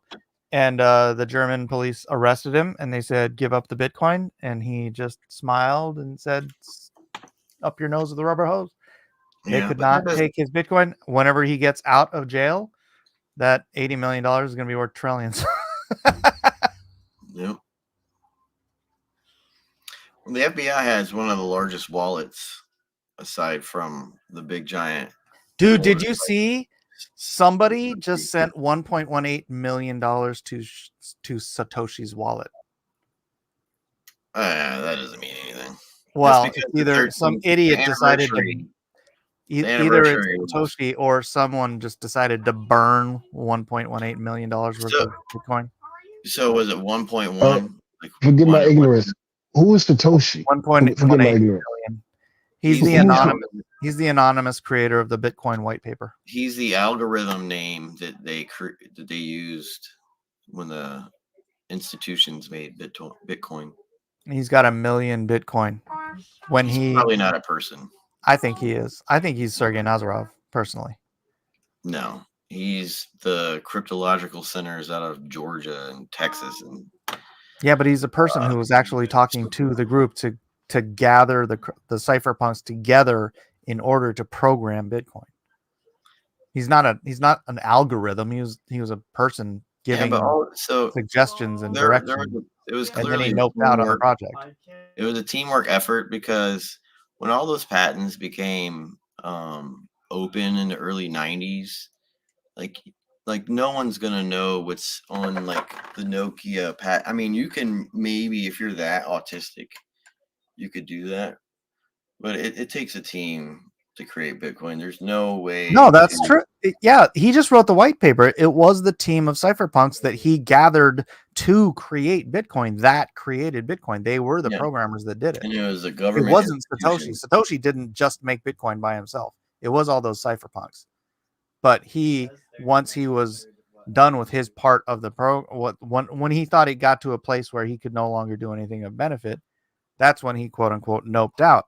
And coincidentally, that's when Sergei Nazarov started Chainlink. Also coincidentally, Sergei Nazarov bought the website smartcontracts.com before the Bitcoin white paper was even released. Yeah, he could have been a part of the team. There's no way to dispute that, but like the cryptological centers of America are like impenetrable fortresses. And like you also have the same facilities in Switzerland, which coincidentally, the acronym for that super powerful Swissy cryptological advancement college, where everybody royalty beyond imagination go there, is the acronym is ETH. And so, there's I've heard that before. There's but we've that's one thing, but that's got there's no Ethereum. I'm drawing a blank on his name. Vitalik Buterin. I mean, he didn't do it by himself. I've watched this guy since like 2017, since I got into crypto, dude. I've been watching this. That's why I was like an ETH maxi, because of Vitalik, and like, dude, his vision and his understanding and his he is that kind of a nut. I mean, you've got a little bit too much black helicopter in you. Black helicopter. Everything is not a conspiracy, Jay. No, it's not a conspiracy, but black helicopter. I've never heard that one before. I like that. I don't. I'm a contrarian, I suppose, but I don't. There are certain things I did say that earlier. I did call you a contrarian earlier. By the way, let you know that. The way I read and I study and the things that I look at. Bitcoin's my biggest bag. Paint mark.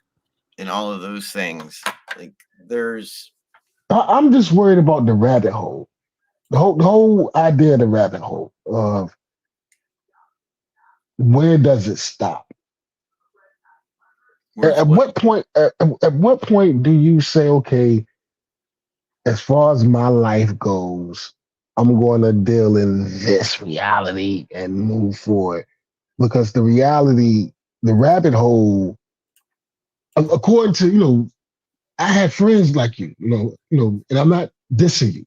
And I'm not saying everything you say, you're probably right. I'm not saying you're wrong, but it's like, okay, at what point does information? Hey, let me pull this back, TJ. I know you have a point you're trying to make, but let me just pull this back to a more like sort of central theme to useless information to us as individuals. Hold on a second, because we know that regardless of how much information we gather, what its effect on us are personally, how it affects our society, how it affects the world. We can't change all that stuff, right?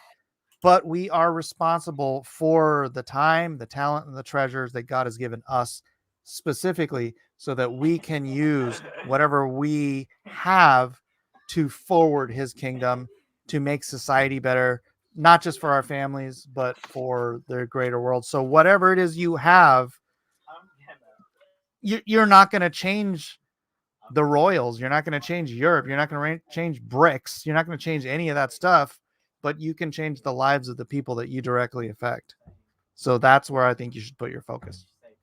What did you say? What did you say? Playing video games. Yeah. I used to with my homeboys, man. We be sitting in the room and we smoking weed, man. We're deep. They're taking back to Egypt for me. You know what I'm saying? And before you know it, they talking about emerald tablets and all types of stuff, man. Just having real deep conversations, man. And we high as gas, so you know what's going on. And I would always be like, when does your quest for, and this is what I used to say it to him, like, when does your quest for the truth stop? Like, at what point does the quest, it's like your Indiana Jones. You know what I'm saying? At what point does your quest for the absolute truth stop? Is there absolute truth? Yeah. I mean, all right. I'm not talking about God and religion. You know I believe in the Lord. I'm not talking about that. I'm talking about as far as worldly wise. When you're talking about, certain factions and governments and shadow factions. Well, I mean, the absolute truth is what is reality, and we may not all have access to enough information to know absolutely what everything is in reality, but the Right. absolute truth does exist. Okay. Now, if it does exist, at what point seeking it, what purpose is it going to? Even if you found out, like, say you hit Eureka, I found out is this guy is Dr. Evil. You know what I'm saying? You actually ran it all the way back to Dr. Evil and his bloodline. What does it solve? Well, that's what I'm saying. That's why it's like it's something interesting to talk about it. 12:10 a.m. Right. But like Conversation when arise. you're I feel you. focusing your actually time, talent, and energies and treasure, focus it on the things that you can make a difference on. All right. So what I'm showing here, I'll be right back, guys. You go ahead. You have to be here for this. Okay. Well, then you'll wait until I refresh my drink. Okay. Yeah, Jay. I don't want you to think I'm dissing you, man. I don't care. It's fine. No, it's cool. I mean, I don't want you to think I'm being disrespectful. I'm dissing you, because you're very knowledgeable and smarter than me. You know what I'm saying? So I'm not trying to diss you. I'm not smarter than you. More knowledgeable. Knowledgeable. Yeah, more knowledgeable. More well read, or however you want to put it. No, I'm not. I'm just saying, like, I'm just saying that at a certain point, it becomes useless knowledge. No, not at all. Not at all. Like, why do people spend their whole life studying the Bible? Why do people spend their whole life? Well, but you can apply that, because you can apply, if you come the Bible, studying the Bible, you can apply that to your life. It's fair. My personal interest is on, like, the power structures throughout history and who controls them. You know what I mean? Okay. Like, okay. Yeah. You find it interesting. Yeah, you find it interesting. I got you. It's more hobby, like somebody collect trains. Like somebody collect trains.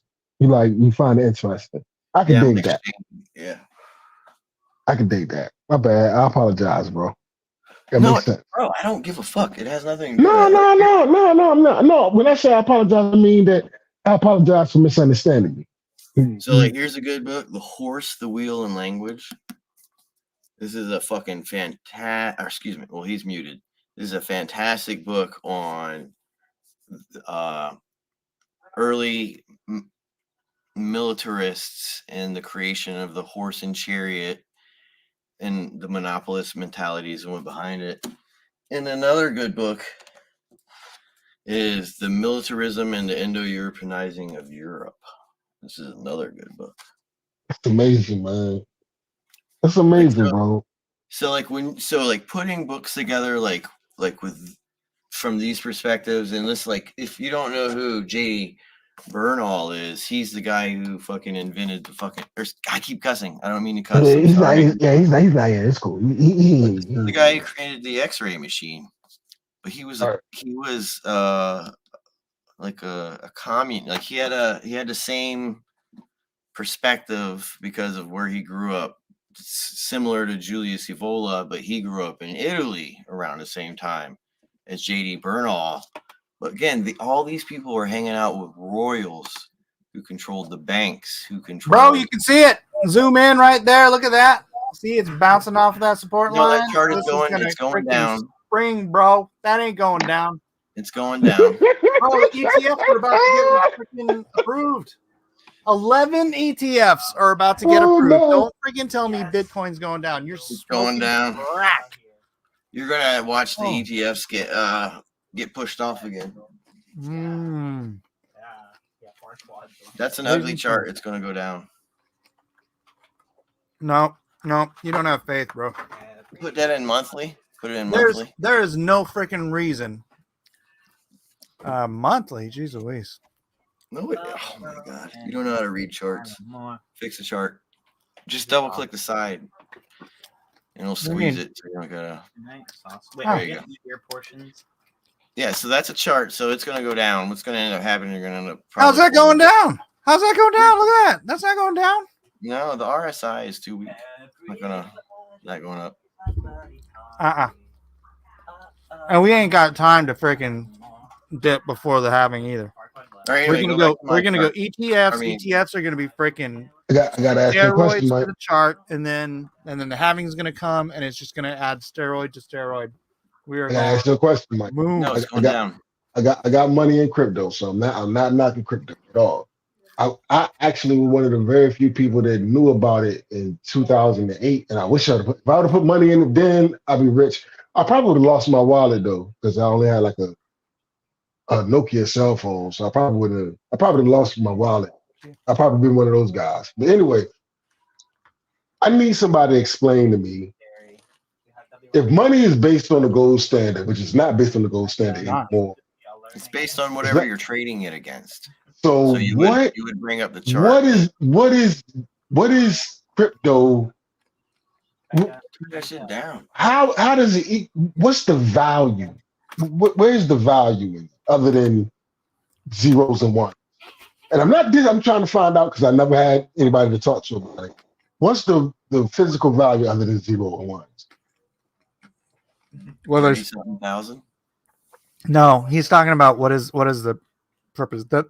The quote unquote physical value is the technology itself. The monetary value is based on the faith that the people who believe it is a valuable currency put into it. So they take their faith out of the US dollar, the yuan, the euro, whatever the currency they're in, and they take that faith out of there and they put it into Bitcoin. It's a transfer of wealth from one market to another. It's just the same thing with gold or anything else.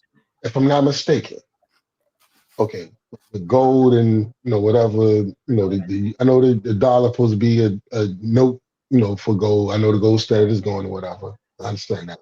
So with Bitcoin, the only thing that holds Bitcoin, well, not Bitcoin, just crypto, and I got money in crypto, but no Bitcoin. But the only thing that holds crypto together is we're saying it's valuable because we're saying it's valuable. Because we're agreeing.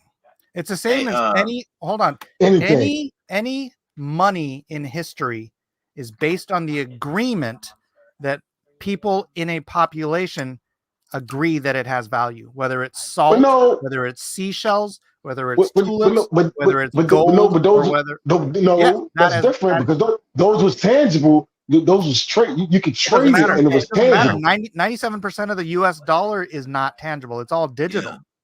96. You agree with everybody else in the world that digital thing has value. What I'm saying, when you went back to salt and gold and spices or whatever, silk or whatever, those are things that you can trade that does have value because you can actually put your hands on it and use it for a purpose. You know what I'm saying? Whether it's to season your food or make clothes with the silk or whatever.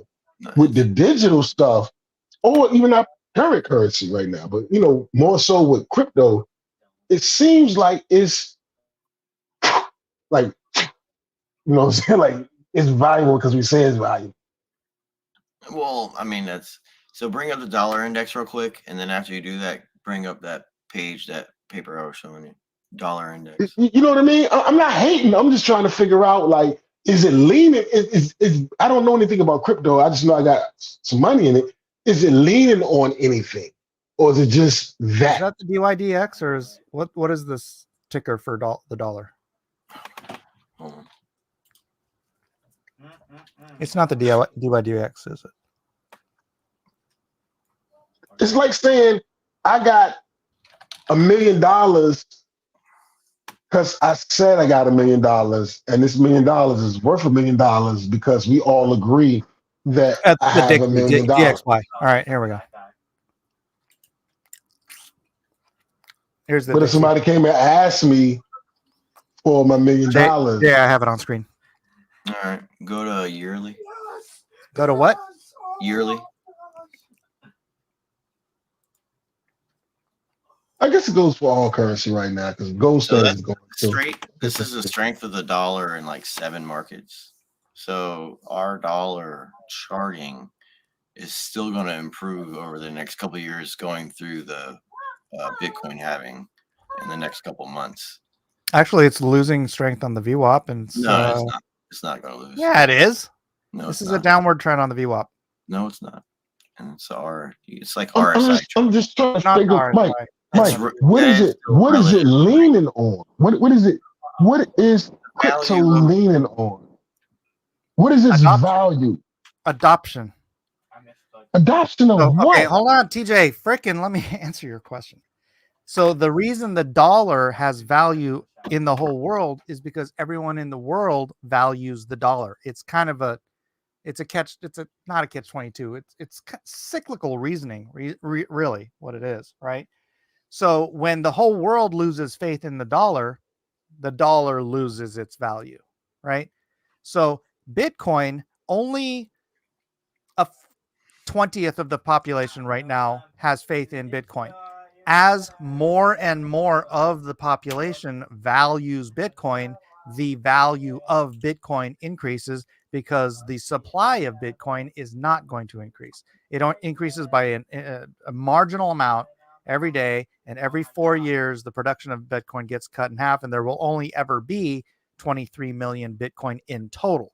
So as the more demand comes in, the more belief and faith comes in, and the more use case comes in, it's called adoption, the more value comes in. When the whole world accepts Bitcoin the way the whole world accepts the dollar, then it's going to be millions of dollars. All right, I'm gonna show you my Bitcoin chart real quick. So crypto as a whole, I'm not even gonna just say I don't think I'm singling out Bitcoin because, like I said, I got money in crypto.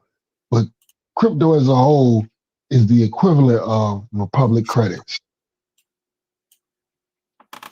How do you mean?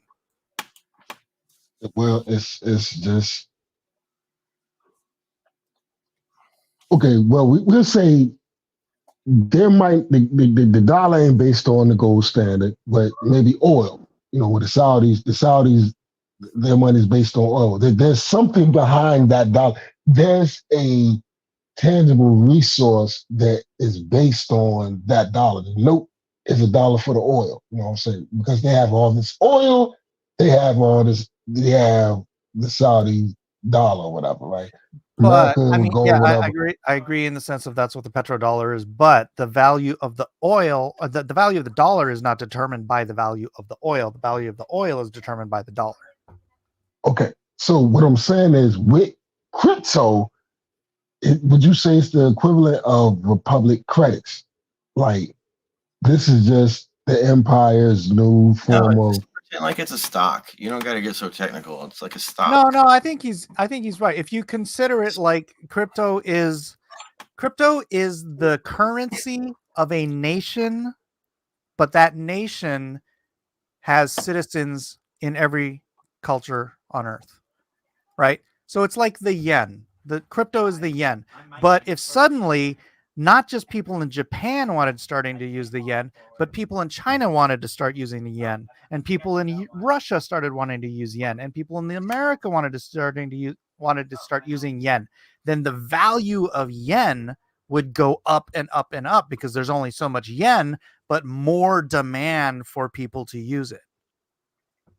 But Bitcoin doesn't have a country, so it's a global currency in its own standing, and it's universal because anybody on earth can access and use it. I know. All right, so from does that make sense, TJ? Yes, sir. Yes, okay. I use Fibonacci. Republic credits.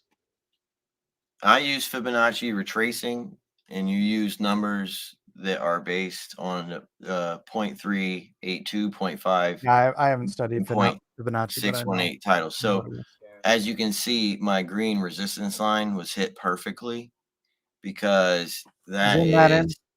Huh? Zoom it in. And again, this is on a 3-month chart. Right.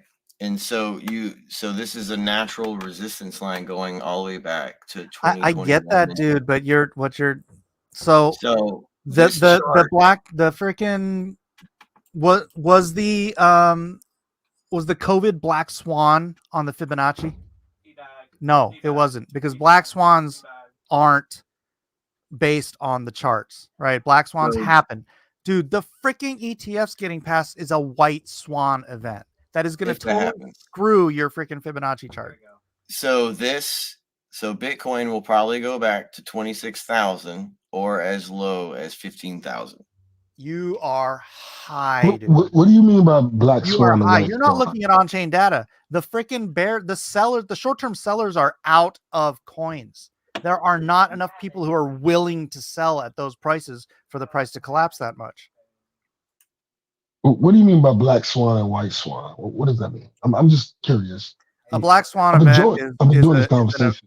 Okay, a black swan event is an event that happens outside of the markets that tanks the markets. It's an unexpected event like a world war or a global pandemic or something that tanks all markets across the board that no one could have expected. So with COVID, we consider the black swan. Yeah, so Bitcoin never should have gone down below $5,000-$6,000 last cycle, but it went all the way down to like 3,800 because of COVID. No. That's a black swan. And that's a black swan. Everybody knows this, Jay. What are you talking about? You're insane. The chart you did. No. What are you talking about? It will happen. My charting's not wrong. Bro, you're crazy. Look at my last charting going all the way back to 2019. I've been doing this. All right, now show me where 11 ETFs and trillions of dollars came in on your chart. It doesn't matter. It's charting. I think that matters a lot. So through Fibonacci retracement, the peak is the resistance line around 28,000. Look at all these candles in a 3-month. You started a little above, you start a little bit below. The major resistance on these candles here. This doesn't count because that was a market indicator on April 22nd, Friday the 1st. Look at that. These are your charts, Jay. This is your charts. Yeah. Now plug in 3 years of the SEC suppressing the price of Bitcoin. And then conversely, now that the SEC is no longer going to suppress the price, they are approving 11 freaking ETFs on the same day. Put that on your chart. There's no. So on the bottom, even though I'm in a 3-month chart, on the bottom here, this is the relative strength index. There is nothing indicating, market or otherwise, besides the Bitcoin halving that would have the relative strength index blow past 70%. I just want to say I'm gonna mute myself. This is way above my pay grade, and I'm just interested. But I'm gonna mute myself. This is way above my pay grade. But I'm interested. Yeah, so like if you the Bitcoin halving will have. You and I are both going to be freaking rich by April, so I'll just take your apology then. Okay. If the relative strength index can accumulate and sustain above 70 for months, there is a potential that by the next halving, not the one that's coming up here, the one that's in like 2027 or 2029, which coincidentally happens before all the contracts in Taiwan and all that between 2030 and 2032, you will see you could see my targeting through Fibonacci retracement puts it around $63,000. The next cycle 5 years from now? Mm-hmm. You're out of your freaking mind, dude. We're gonna see that by May. I think it's I think the hype has got you. Oh my gosh, because I understand what's happening. Dude, they can't not approve the ETFs, and they have to approve all of them on the same day. Otherwise, they're playing favoritism, which they can't do. You can't. Whoever gets the ETFs first, that's the person who's going to dominate the marketplace. Look at the relatives. Unless BlackRock has Gensler freaking up against the wall with a gun to the back of his head, he has to approve all 11 ETFs on the same day. Look at the relative strength index. And then you stop look at the going volume. to the charts. This is a white swan event. This has nothing to do with your charts. I'm telling you. You know how much money is going to come into this market when the ETFs are approved? There's nothing indicating that we will have substantial purchases in the market.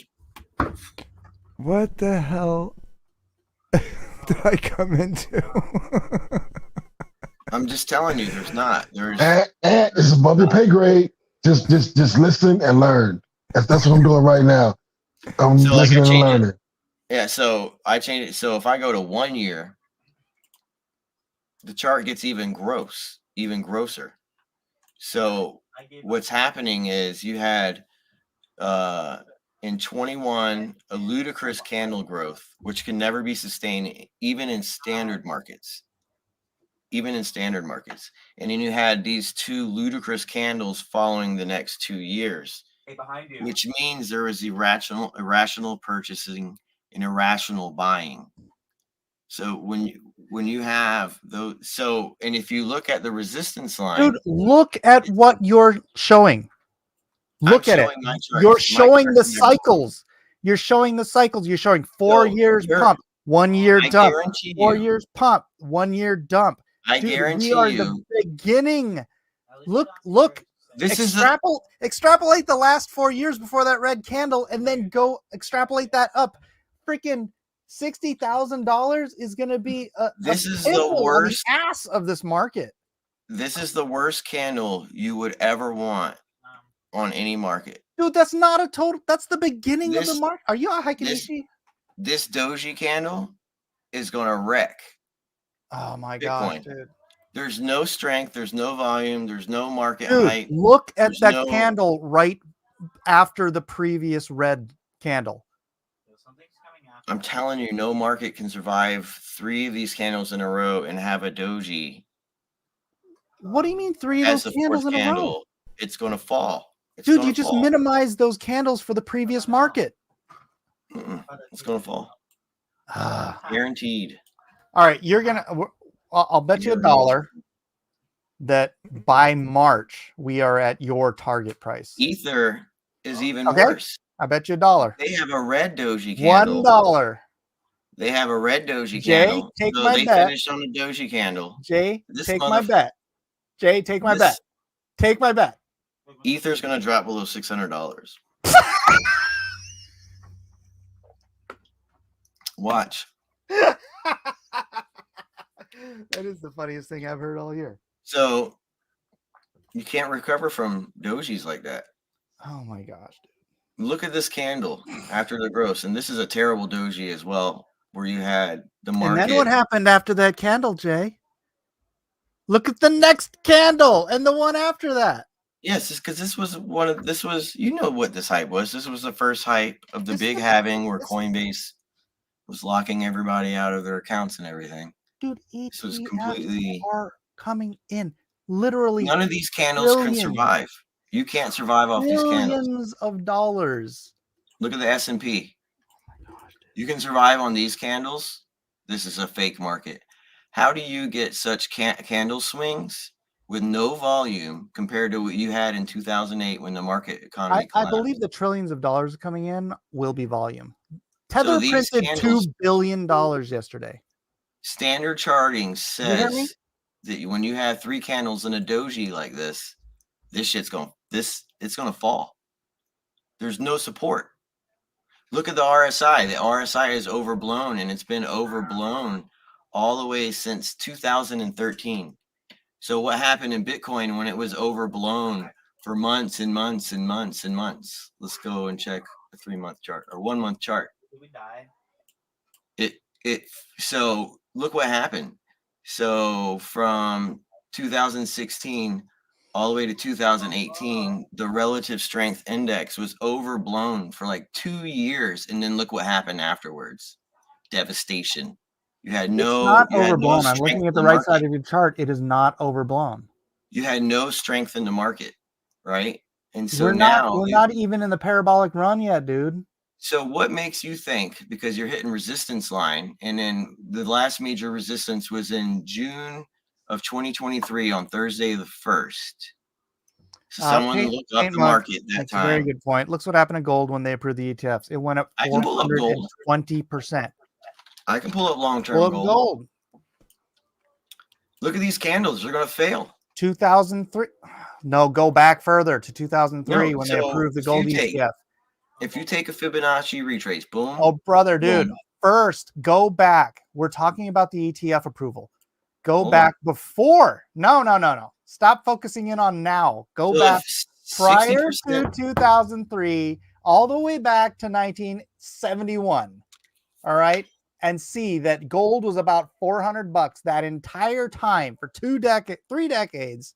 And then the ETFs got approved and it shot up 420% all the way up to $2,000. And then it retraced back down to 1,200, went back up to 2,000, which is where we're at right now. There's no I know strength this market, to bring. There's no strength in gold to bring the Fibonacci.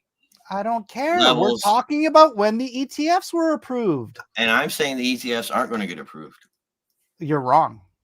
Mm-mm. Dude, Nancy Pelosi just bought $5 million worth of NVIDIA stock. She knows the ETFs are going to be approved. Otherwise, she wouldn't be investing in video cards.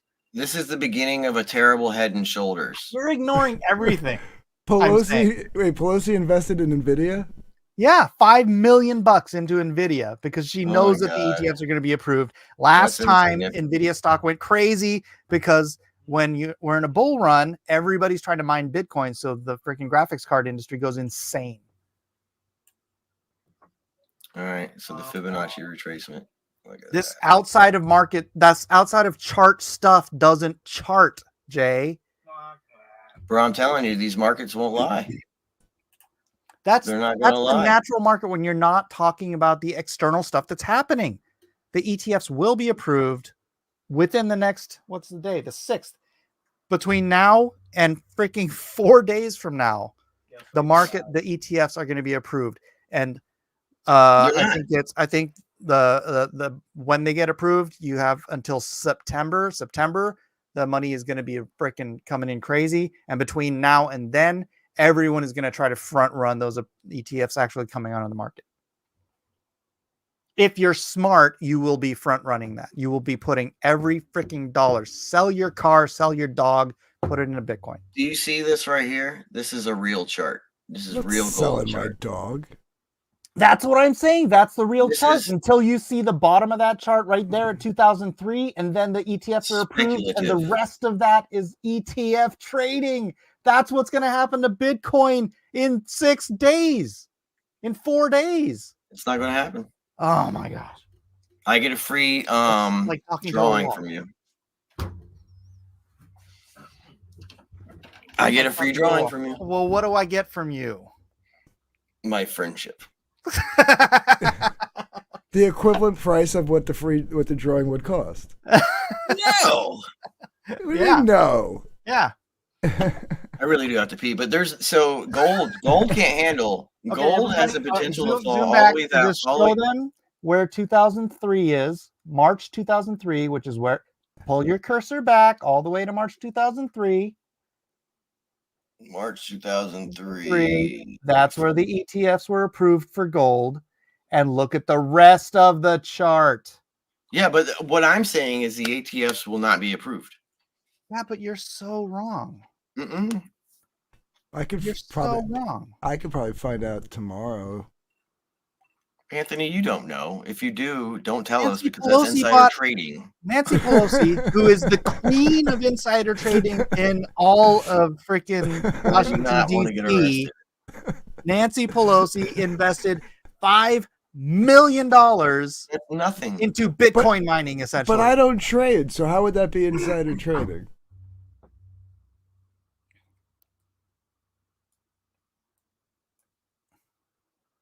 What were you saying? You don't what? No, what you call it? I know somebody who spent his life working on the stock exchange and made millions. So if you believe it and he says he believes it, then I'm gonna have to go with you. Yeah. Right? Yeah. I swear Jay is like so hung up on. Well, that's what I'm saying. I'll just call him tomorrow and be like, "Do you think the ETFs are going through?" And if he's like, "Yeah, they're definitely going through," then I'll buy it. Yeah. Yeah. Even Jim Cramer came out and said, "There's no stopping Bitcoin. It's not going away." This is I've been banging this drum ever since I showed up on YouTube. This is freaking. Yeah. When everybody was telling me to sell Bitcoin at 5,000, sell it at 6,000, sell it at 9,000, I'm like, shut up, you idiots! You have no idea what you're talking about. Mark my words. I am marking your words. Bitcoin will not be able to survive this my doji candle. What? What? This candle right here. Every time you say doji, I keep thinking dojo. Yeah, well, Doge, that's controlled by another royal family. Okay. No, like You're useless. there's no mercy in this dojo. Oh, dojo. Dojo. Only. It's a dojo candle. So if you look at the dollar index, the dollar will grow, S&P will fall, Bitcoin fall, Bitcoin Cash will fall, and gold will fall. You can look at the charts and just see that there's no market strength. There's nothing, like, we're not gonna all of a sudden like put people on the fucking on Mars. There is nothing. Like, even when Donald Trump, they're gonna ruin Donald Trump's second presidency through economic turmoil, and the markets will go down and they will match the resistance in this fucking, or excuse me, pardon me, in this doji candle. Okay, this is all you just assuming I gotta check this game out. that the ETFs will be disapproved. Which, point of fact, if they do, dude, we got the rumor of the disapproval and Bitcoin dumped, but it only went down to 40,000. Because that's all, because the market can still handle the price of 40. Right, because that's what I'm telling you, dude. There's not enough short sellers to freaking Yeah, dump the down to FBI where you're 16. What did you say? Yeah, the 16,000? FBI, they've been You're freaking hoarding high. Bitcoin. And you have all those other giant firms that have been hoarding Bitcoin because it's still purchasable conditions. But when it drops, because it will drop, they're going to buy even more. No, I think that 40K dip was as low as we're going. I don't think you're Look ever at my gonna see lines. Bitcoin. Look at those resistance. The resistance is clear as day. Oh my gosh, dude. It's clear as day. If it was any normal market without the ETFs, I would agree with you. It doesn't matter. The Fibonacci. It does matter. You can do this with Coca-Cola. You can do this with but you can't do it to the point, stocks. dude. You know, I'm sure you've got family and friends who you've talked to who will not get into Bitcoin, but you know, as soon as their broker or their freaking bank says, "Hey, do you want to put part of your retirement into the best performing asset in the history of mankind?" and they say yes, then hundreds of billions. It's not the right time. They're not going to do it. They're not going to do it. They are going to do it. You know why? Because just like every cycle before this, as soon as we hit all-time highs, every Tom, Dick, and Harry starts calling you, says, "Hey, how do I get into Bitcoin?" And look at these candles when they panic sell. Could you imagine this happening to Amazon or Coca-Cola? Dude, that candle, that panic sell candle is the peak of the previous market. There was these. This is unrealistic growth. When you have candles, that's the way it is every cycle. That's every cycle. So remember, in markets, especially in interpretive charting, when you have candles that are this ludicrous, there always has to be a correction. Matter what. In every single company that's ever been in existence, there has been charting corrections. Jay, I want you to zoom out. If you could get rid of the previous 1, 2, 3, 4, 5, 6, 7, 8, 9, 10, 11, 12, 13, 14, 15 candles. If you got rid of them and zoomed in, you'd be looking at that tiny little green candle where we came out of the bear market, and you'd be comparing it to that one that we're at right now. You're missing the two giant ones that come after it. And these have to be corrected. That's the parabolic run we have every cycle. These have to be corrected. You've been in this freaking market long enough to know how this works. Mm-hmm. What are you talking about? These candles will be corrected. I don't get excited about comic books. With the Kariashi Maru or whatever you keep bringing up? These are unsustainable. They are unsustainable. Prices. That's the blow off top. We have that every cycle. you have never had this happen before, even Yes, going we back have. If you zoom way out back and you in the day. reduce to that size, No, that's this exactly is what that candle is before. so Every cycle does so this. parabolic growth and charting always corrects. Yeah. Always corrects. Yes. No matter what. 100% I agree with you. We are nowhere near it yet. Bitcoin has never corrected off of its parabolic growth going all the way back you're to this 100% correct, Jay, but you're looking at the yearly, you're looking at the 3-month chart. You are in the beginning of the parabola. We have the entire parabola to go before the blow off top. We've barely scraped off the bottom of the bear market, and we're heading into the parabola. Mm-mm. Oh my gosh. Every cycle this happens. Why are you ignoring every cycle? It's on the chart right in front of your face. Look at this chart. It's like literally on the chart in front of your face, and you're ignoring it. Here's how we prove this. Chart. Here's how we prove this. We copy and paste this into a music app that plays MIDI, and if this actually makes a song, then everything's gonna be good. If it sounds like gibberish, then it's gonna crash. That's my theory. So look at SHIB. I don't want to look at SHIB. Candle. I don't care about SHIB except for that my friend candle. You know, my friend owns 1/5 of the supply of SHIB. Yeah, it doesn't matter. It corrected itself to an appropriate charting. Meme token. It's not Bitcoin. Well, it doesn't matter. There's still. I think that matters. Billions behind it. So this is another doji. So this is a red doji. So you will have a growth to a resistance zone, which will more than likely be around like the 2.3 to 3.8. But as soon as it hit those areas, you freaking sell everything that you got. Because what's going to happen is SHIB is going to retrace all the way back to its resistance zones, and it will literally sit there for maybe 5 or 6 or 7. Here's how Bitcoin works. This is the Plan B model. It tracks the bear market, the bull market, where the accumulation zones are and everything, and where the halvings are. This is where this is early. Yeah, this is the next halving will not be a parabolic growth. The only way is because the next halving will be affected by the fact that we're gonna have ETFs passed in the next. It's not. Why do you think the ETFs aren't going to pass? What information do you have that leads you to the conclusion that the ETFs will get rejected? Gensler, the courts told him he had no legal right to reject the ETFs. He refused at that point to appeal. Therefore, he had to go through, and then the next opening for the ETF approvals is January 5th to January 10th, which we're in the middle of now. Several of the companies who have applied for ETFs also applied for advertising their ETFs and have already started advertising. So their approvals for advertising, what do you think that means? They can advertise, but there's not going to be an ETF. It's to steal your money. I don't think so, dude.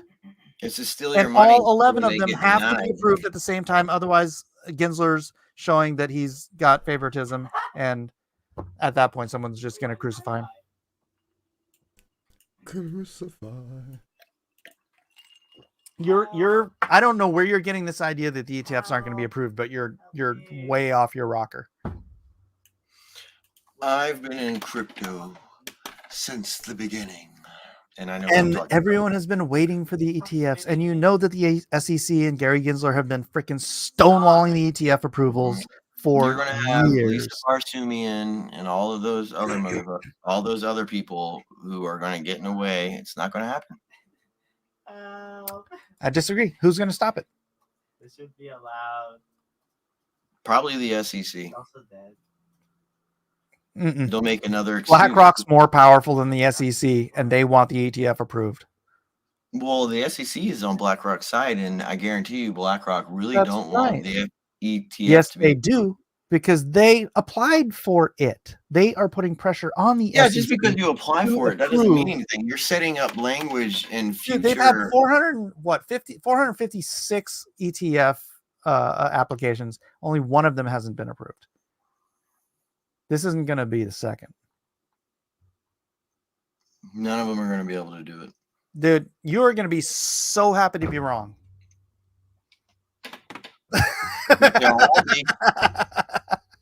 Yeah, but this will be the most excited you are ever to be wrong in your life. Tell me I'm wrong. You'll be able to pay the $750 for the artwork you're not going to get. Yeah. And the reason, so if other charts and if the dollar index was kind of like in a weak position, unlike it's been in the last couple of years, there's too many. I've been doing this for a long time. I've sold a lot of Bitcoin, bought a lot of Bitcoin, sold a lot of Bitcoin. There is nothing different now than a few years ago, before the parabolic growth, in these arguments. Like there was people like me and there was people like you saying even back then that the ETF is going to pass, and lo and behold, the next Monday or Wednesday when they do their meetings, the ETF isn't passed again. So like this is like, so like if the market had relative strength, if the dollar index was in a weaker position, and geopolitically from the European perspective, they had more going for them, you could see the growth of Bitcoin this next halving, but it's not going to happen. It's not going to happen. This next halving is a hype. The Doji candle says it, and you're going to see what's going to happen. Agree to disagree. Yeah. And we'll know within the next 4 days. I'm just saying, when Bitcoin falls again, just have We'll money. We'll know by, what is that, Tuesday? Monday? What is it? Friday, Saturday, Sunday, Monday, Tuesday. We will know by Tuesday afternoon, Tuesday, 5 o'clock, right? We will know if the ETFs are approved. Wednesday, if the ETFs are approved by Tuesday, 5 o'clock, you and I never have to worry about another bill in our lives.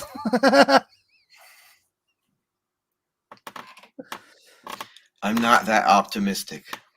Well, I'll be optimistic for you, buddy. I don't know. It's too crazy. Like there's no 1999, the internet is going away moment. There's no internet bubble moment. There's no 2008 calamity. There's like, the Fed has printed so much money from an inflationary standpoint that the inflation problems that they've caused, which you've seen in the charting when I had the relative strength index on the charting in the bottom, shows that there's no hype. There's no hype. So like the last time Bitcoin hit its parabolic mark, there was the news was insane. Oh, Bitcoin's going this. There's circumstantial scenarios that will happen that will lead up to. But Jay, we're still just shy of 2 years away from where the parabolic peak should be, anyways. That's what I'm saying. We're it's going to happen barely next. Getting out of the bear market. The bottom was last January or December. I don't believe the bottom has even been hit. No. You can hit the bottom for 1 hour, for 5 minutes. You are a crazy person. Those candles prove. True. No, those candles bring. Oh my! You guys. I'm not even talking about Bitcoin and stock market. You're just a crazy person.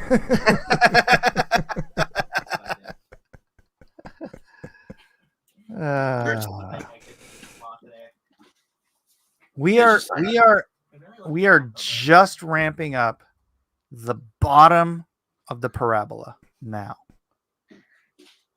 This cycle is every 4 years. You've been through how many? When did you get into crypto? Around 400, 500. You got into Bitcoin at $400? Mm-hmm. So was that 2000? The early mid Facebook days. 2000. Was that 2000? 2015, something like that? Facebook hit 2007, 2008. So. Oh, early. Well, Yeah, I so mean, around Bitcoin was 2009. 2017, Bitcoin. 2017, 2016, I think. Okay, I got it.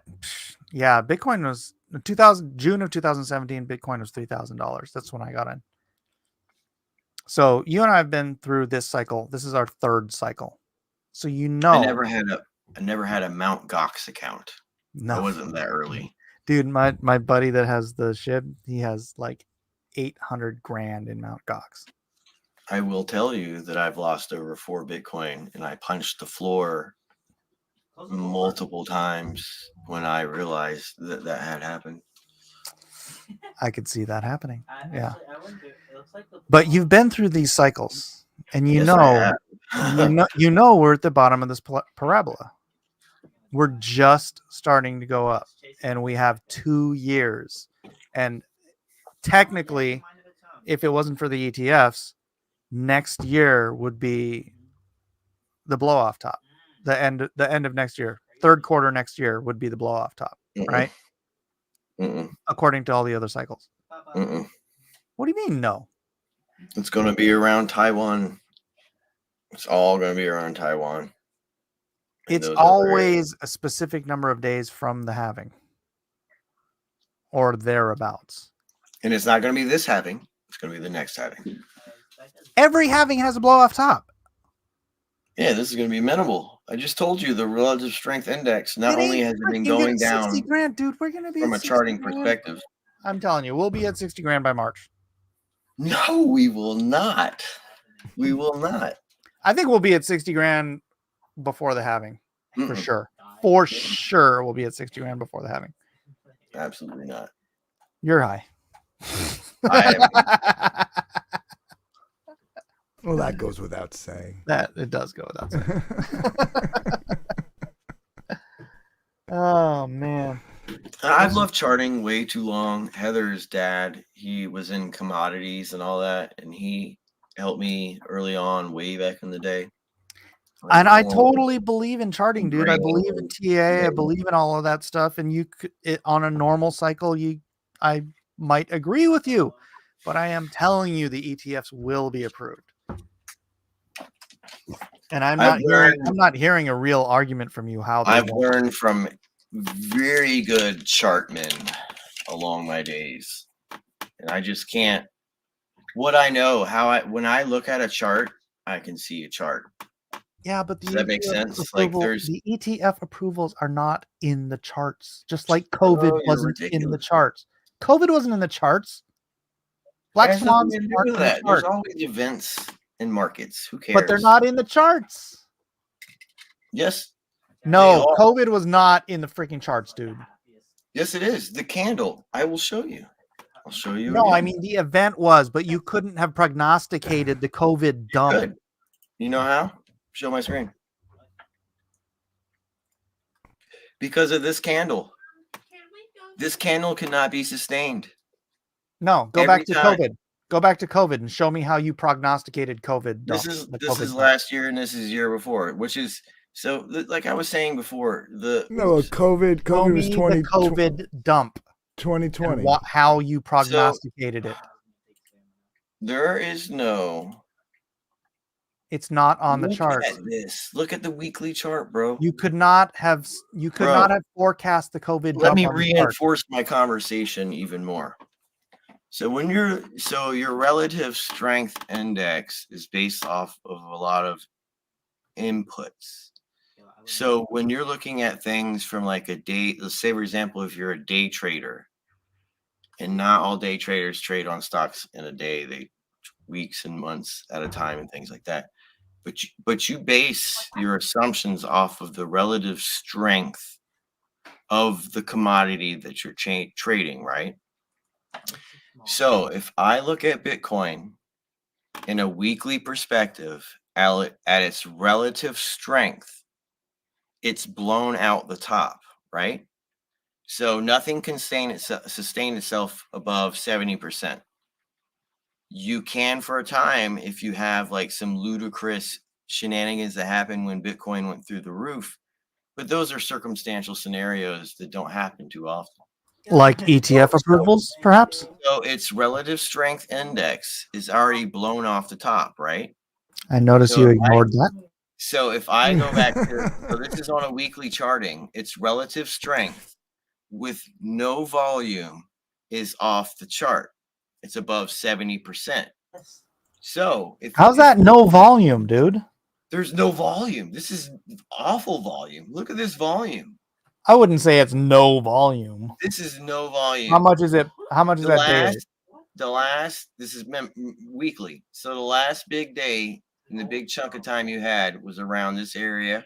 Reminds me of this other game. The holidays. You usually get your holidays. Yeah, but you only get those on freaking pumps and dumps. So we're looking at a relative strength from a weekly perspective. I'm just saying you only get that kind of volume on pumps and dumps. With low volume, right? So if you look at your relative strength, let's even go to a 6-month perspective. You're riding right at 70%. Ignore these lines, the crazy lines. So from a 3-month perspective, with no volume, you have no hype.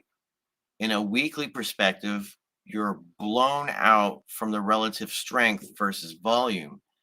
So there is nothing that's going to keep a weekly relative strength in the hype zone above 70%, which is where a stock or a cryptocurrency grows, because you have a lack of volume. So if you're throwing up all this hype based off the ETF going, where is the relative strength to the growth of the coin? You have nothing. There's nothing there. So even if you break it down, because I always love 3-month charts, you get, because there's 4 quarters in a year. You end up with a doji, and the relative strength, again, because it's exhausted in a weekly chart with no volume, you have no strength. Quarterly, look at the volume last quarter, last 3 months, dumpster fire. So if there is truly a hype going into ETFs, you would see volumes like you saw. Does that candle start 3 days ago? 6 days ago? But look at these volumes. So these no. That candle you're complaining about being a doji, does it start 6 days ago? Because that's the start of your 3 months. This is the end. So you can never sustain this candle here. So this is an unsustainable candle. And this is the Monday, January 24th. So you're starting out on a doji off of a unsupportable candle, which also has weaker dojis behind it. These are unsustainable candles because the volume starts here and ends here, and the trade volume and the buy and sell is in between. Dude, that candle started 6 days ago. That's the January candle for a 3-month candle. Yes, that's established. Yeah. There's no. Now go back and look at those other candles before that where they went up freaking. There's no strength. There's no strength. This candle has to be fixed. This candle has to be fixed. Look what happened. That candle can't be fixed. That candle is done. The last 2 times the you had one we're these currently candles, in, you don't know yet because we're only 6 days into that candle. How are you making this judgment based on 6 days in a 3-month candle? Because of the relative strength, the previous candles, the market value, and the geopolitical scenarios that are going on. And you're saying that the ETF is happening, but look at the volume in the last 3 months beforehand. It's pittance, absolute pittance. It'll go so up. If you were to truly believe, trust me, if trillions of dollars come in with the ETF, it'll go up a lot. They printed $2 billion in Tether last night. You know that's going into Bitcoin. It doesn't make any sense. It doesn't make any sense. For those who don't know, Tether is a stable coin. People buy stable coins to get into the market. They take that market and they take it and they put it into primarily Bitcoin because most people don't enter the market into altcoins. If you owned a dime and quarter company and your stock looked like this, on a quarterly chart, you would be losing your shit because you have no idea where the bottom is. You're like ignoring the freaking habit. You're ignoring the cycles. I don't There would be understand. more volume. If the ETF were going to be approved, there would be more volume. There will be. People are freaking waiting for it to be approved. Okay, gang, let's split up. What do you think, Anthony? What? I'm not really good with these charts things, man. Can't ask me. I mean, we have been beating a dead horse. Yeah. We're just going to have to see in the next 4 days. Idea was to leave you at that ship. Well, I just have my opinions. You have yours. Yeah, clearly. Idea. And I don't agree with your. I don't disagree with your technical analysis. I'm just saying you're ignoring No.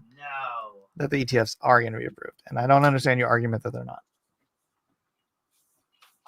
I'm getting a free drawing, y'all. And I think I'll be getting $1,000, right? God, gosh darn it!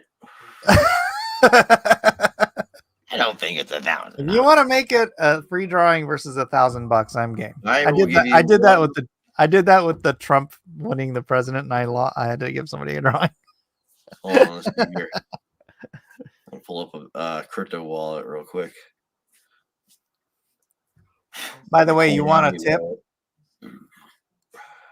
I mean, I'm always about Squid Grow, so you should get Squid Grow. But dude, there's this token called Tectum, TET. I will give you the one Bitcoin gold I have, if I'm wrong. I'll pass. And that is $18. Bitcoin gold. Why do you even have Bitcoin gold? Bro, I've had that.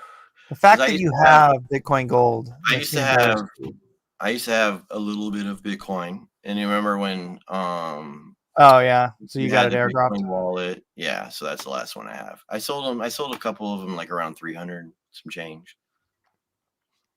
So this is Tectum. Are you familiar with you're familiar with all the Ethereum second layer solutions, right? Yes, they're trying to put a new layer. Look at that fucking. I don't mean to cuss. I really don't. But that relative strength in that bot, it's going to go down, down, down, down, down, down, down, down. Well, okay. Fundamentals here. This is a Bitcoin second layer solution. It's the first. I think it might be the first, but it's the best one, far superior to Lightning Network. So. Oh.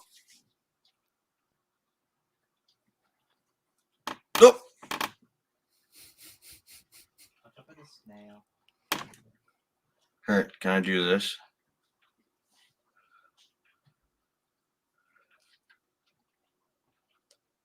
I found a hand. Yeah, I can do that. What is that? Nothing. Is that all you got in Bitcoin? No, that was 30,000 in Verge. In Verge, really? XR, yeah. Was that XRG? XVG. XVG.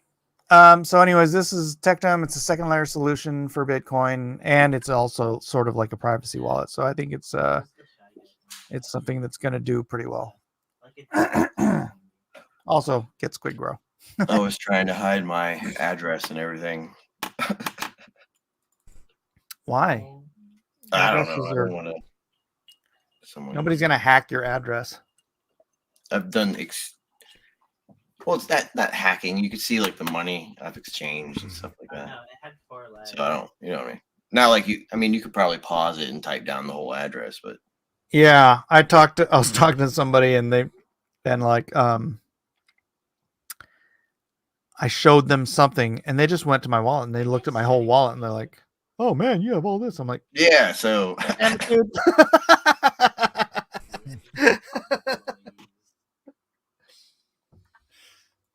Yeah. So, what's up, Anthony?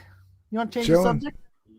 Chilling. Yeah. Whatever. You guys are doing your thing. Hey, I was about. Well, Jay and I are. I mean, there's not a lot of people in our space that really get crypto besides us. It enjoys it. So. But it actually reminded me, like my one buddy that I used to work with, young kid, he's been into this stuff since he was like a teenager. Like he's like in his late 20s and he's already like a millionaire. I made so many mistakes. Yeah. But he doesn't act like it or live like it, which I'm pretty like as a young kid that like I watched grow, like, you know, he started off as a busboy at the restaurant, work, you know, up until right after COVID, and then he stopped and he went in. He's got his own. I don't know what he does, but it's crypto oriented, and he's got his own business doing something, for lack of a better term. I guarantee you probably follow him on Twitter, Mike. I mean, like, what's his name? I'd have to look. I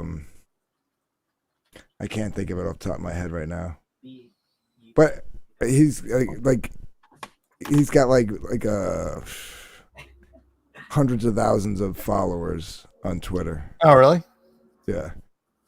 And we're supposed to say we're gonna meet up, have dinner.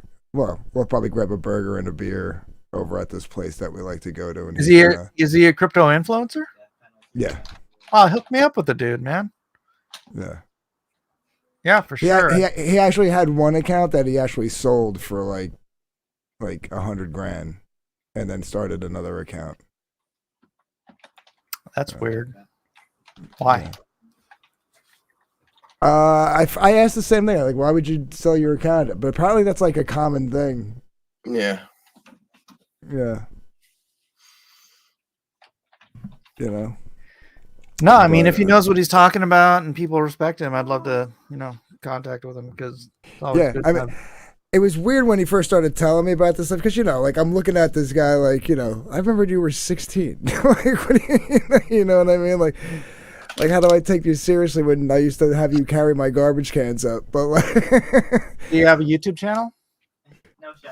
He does a podcast. I don't know if it's on YouTube. Or if it's an actual podcast, like, you know, that you would need like iTunes or Spotify or something for. His name's not Jeb, is it? No. I mean, unless he goes by a screen name. Like, you know. Nah. I mean, I'll tell you, his first name is Matt. I'll say that much. Okay. Yeah, there's this guy, Crypto Jeb, who started about that age. And like he's early 20s now, and he's just, you know, there's so many young dudes. Yeah. Who are millionaires who we'll never know about. You get it. You know, I mean, I started this whole thing because I read Robert Kiyosaki's Rich Dad Poor Dad, and it totally changed my concept of, because my dad was a poor dad, right? My dad was rich in the sense that he worked in hardware, software. He worked at IBM in the 60s. He worked at, you know, all the way through the career, ended up at Sun Microsystems in the 90s and until he retired. Paint Monk likes Jeb. I love Jeb, dude. He's a good kid. Christian too. But he always had that poor dad mentality, which is like, you know, pay down your house, don't have any debt, blah, blah, blah, blah, all this kind of stuff that like you grow up and you're like, oh yeah, that's how you do well in life and blah, blah, blah. And he ended up, you know, when he would get these stock options from these IBM in the 60s. Can you imagine having stock options from IBM in the 60s? Right. If you'd have just held on to those, you'd have been a multimillionaire, you know. But I mean, Sun Microsystems, and every time he got his stock options, he exercised them, sold them, and paid down his house. Right. And it's like, it's not, your house isn't the only thing that's going to go. And then you get all of your net value is locked up in your house, because you're not willing, if you have that mindset, you're not willing to take a loan out against your house, because, you know, my house is mine free and clear. So I don't want to, you know, take loans. I don't want to be in debt. But the reality is all of our money is debt, you know? So when I read Rich Dad Poor Dad, I started looking for things to invest in. And I had just sort of started hearing about crypto. thing that kind of sucks is I heard about it like 3 years earlier when Bitcoin was about $300, but my friend didn't really explain it to me at that time very well. So I was like, yeah, I don't know what you're talking about. Right. Well, when it first got explained to me, I had the same like thought process that I was like, so it's fake money. Right. Yeah. Like, and then you realize that all money is fake money, and then you're like, oh wow. Well, right, but like it's untangible money that like. That was the dollar. No, it's Well, I mean, I can go to the bank to an ATM machine and pull cash out of my bank account, or What's I can cash? keep it in. I mean, it's just a note, right? It's a piece of paper. Yeah. It's got ink on it. Well, it's a note. Does it have right? an It's intrinsic value? it's legal tender. Yeah, but 97% of the US dollar is all digital. They've only ever Right. printed 3% of it. So Right, because most people Essentially keep it in their essentially- bank and they use their debit card, right? I mean, Yeah. so right. Yeah. But if you wanted to, you could rush to the bank. You know, you could collapse a bank by doing it, but we could all rush to the bank and friggin' pull out all our money and true. and have it in our Can't do that. hand. Can't do that in some European banks. They'll refuse your money to be withdrawn. Well, we're not in Europe. I'm talking about here in the States. Just saying. Yeah.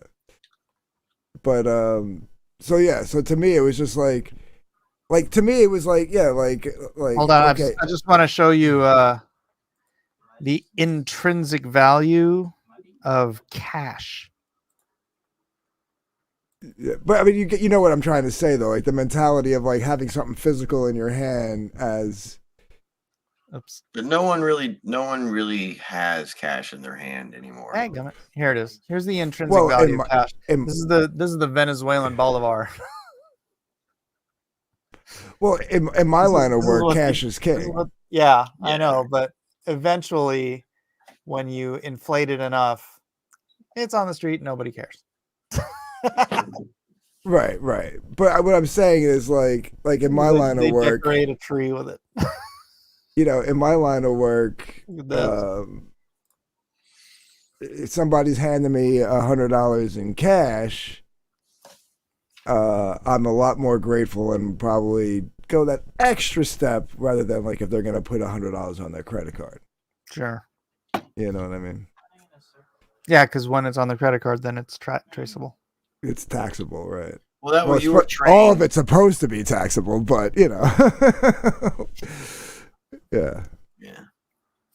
Fuck taxes. I mean, screw taxes. I might let you get away with that one. TJ, you still here? He's muted. He probably fell asleep listening Right. to the. No point in having him on the screen if he's not here. If he unmutes himself, I'll let him in. But yeah, so that was my my naive, my not understanding, not having explained to me really well. It's like, oh, cryptocurrency. I'm like, what's that? They're like, oh, these guys make this digital money, and I'm like, how? Like, how are they? Yeah. Like, you know what I mean? Like, how are they making it? How is there a value behind it? Like, that was never explained to me. Like, Well, you the machines, it costs a lot of money for the technology, and the machines, it takes a lot of energy and power to produce the currency. So there is an intrinsic value to the people who hold all the Bitcoin miners, who hold these institutions that have these private keys with large amounts of money. So there's And always not just that, the utility of Bitcoin. It is the single most secure information system ever devised by mankind. Right, but what? Okay, so let's bring the dollar back to before the petrodollar, right? When it was actually backed by gold, right? That was that you had a note saying that you had $20 worth $5. of gold, you could go exchange it for $20 worth of physical gold, right? Right. What is the intrinsic value of Gold. crypto, of Bitcoin? Oh, well, I was going to ask what is it? Because see, even in today's market, gold trades at $2,000 roughly. Gold's intrinsic value is significantly less than $2,000. Right? Even gold. Maybe intrinsic was the wrong that as word. the apex of hard money. Right. Even gold doesn't trade at its intrinsic value. Right, but so Yeah, 'cause what's the backing behind crypto? Right, like how does that? We've just Like- explained it. We told you. Yeah, Well- but he might not have been here. That was for TJ. No, we wanna just go this said way? it. Like the miners, everything that it takes to make. Like, No, it's not that's made up. that's not Right. the answer he's looking for. I'll That's- explain it to you. It's the same way you think about. I'll use the Japan explanation, right? What's the American value of the yen? A leech thing jumped towards my face over there. I don't know. I don't know the exchange rate. Nothing. I could have a suitcase full of yen in America, and I couldn't do jack squat with it. I don't agree with that. No, you couldn't. You could. I You'd mean, have you to might trade it to exchange a it. collector, or you might take it to a bank and exchange it for US dollars. But I can't go to a store in America and buy anything with yen, right? It's Right, useless. right, Paper right. with ink on it, just like the dollar is paper with ink on it. right.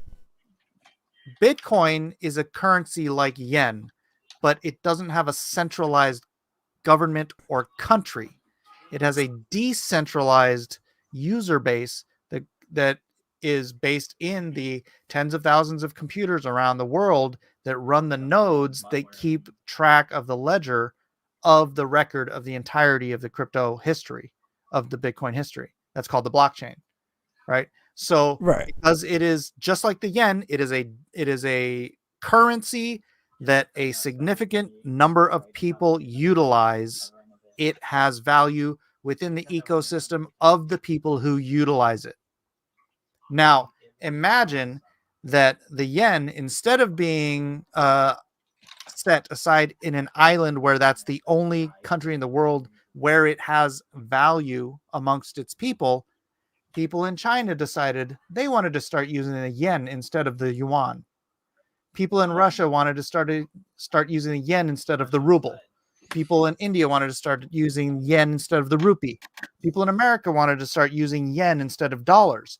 There's still only a set amount of yen, but because the demand for yen is now worldwide, the value of the yen increases. It's supply and demand. Simple economics, supply and demand. The more Right. people want a thing, the more the value of Okay. it goes up. So right, the Bitcoin is a currency without a country. Right. No, because I understand, like, you have to take the Bitcoin and then exchange it to have money, right? Because No, like I can't. if you were willing can to buy a take house with Bitcoin for Bitcoin. your car, that's an exchange of value. Yep. You Right. can buy But, a house. okay. You can So buy... what's I would rather be paid in Bitcoin than the dollar by anyone I do anything for. okay? But what is backing the coin? Is there like, you know what I mean? Literally just Said it. explained that. What? the strength of people holding them in their wallet, the amount of electricity and the amount of money it takes to mine a coin. Yeah. When there was like 200, Well, that part doesn't make sense to me. when the there was like whole hold on, when there was like mining listen, when there was like 200 people interested in Bitcoin, somebody sold 10,000 Bitcoin for a pizza. Oh my God. Technically 2 pizzas, right? Because like I'm saying, you have a small pool of people and you have millions of Bitcoin. It's not worth the value, the supply and demand. There's more supply than there is demand. But if you suddenly have 1 billion people, but there's only 23 million Bitcoin, supply and I demand understand flips on its that. head. But like I said, like if the dollar bill was backed by gold, what is backing Bitcoin? The dollar bill's not backed by gold. It hasn't been since 1971. Yeah. Right. I said let's take it back to that before the petrodollar, when money was backed by actual But that's the thing. It's even the petrodollar, rare precious metals. oil. The price of oil is determined by the value of the dollar, not the other way around. Literally, the dollar is only backed by IRS agents who will come and put you in jail if you don't pay your taxes. That's literally the only thing that backs the dollar. The otherwise, it's all of us just making this silent agreement that a dollar is worth a dollar. There's nothing intrinsically that backs the greenback anymore. Dollar ain't been worth a dollar for a long Since time. 1971, actually since 1913. So there's nothing backing. There's nothing backing crypto. Yes. It's except for a unanimous belief that it's worth something. No, it's not even unanimous. It's just like I said about Japan, right? There's like 50 million people in Japan. Well, actually, I think there's 200 million. 200 million people in Japan. Only 200 million people on the planet of 8 billion people give a damn about the price of yen. Right. And you said if some other country wants to start using yen and another country wants... And the value, the purchasing power of yen would go up. I'm not asking about the purchasing power. I'm asking... That is literally what you're asking about when you say value. Value is determined by purchasing power. Yeah. Otherwise, there's no such thing as value. And the value of Bitcoin now is like 40,000, and you only need like 2 of them to buy a Tesla. And whereas with the dollar currency, you need $81,000 to buy a Tesla. So like the value is there. The value has been established. There's no.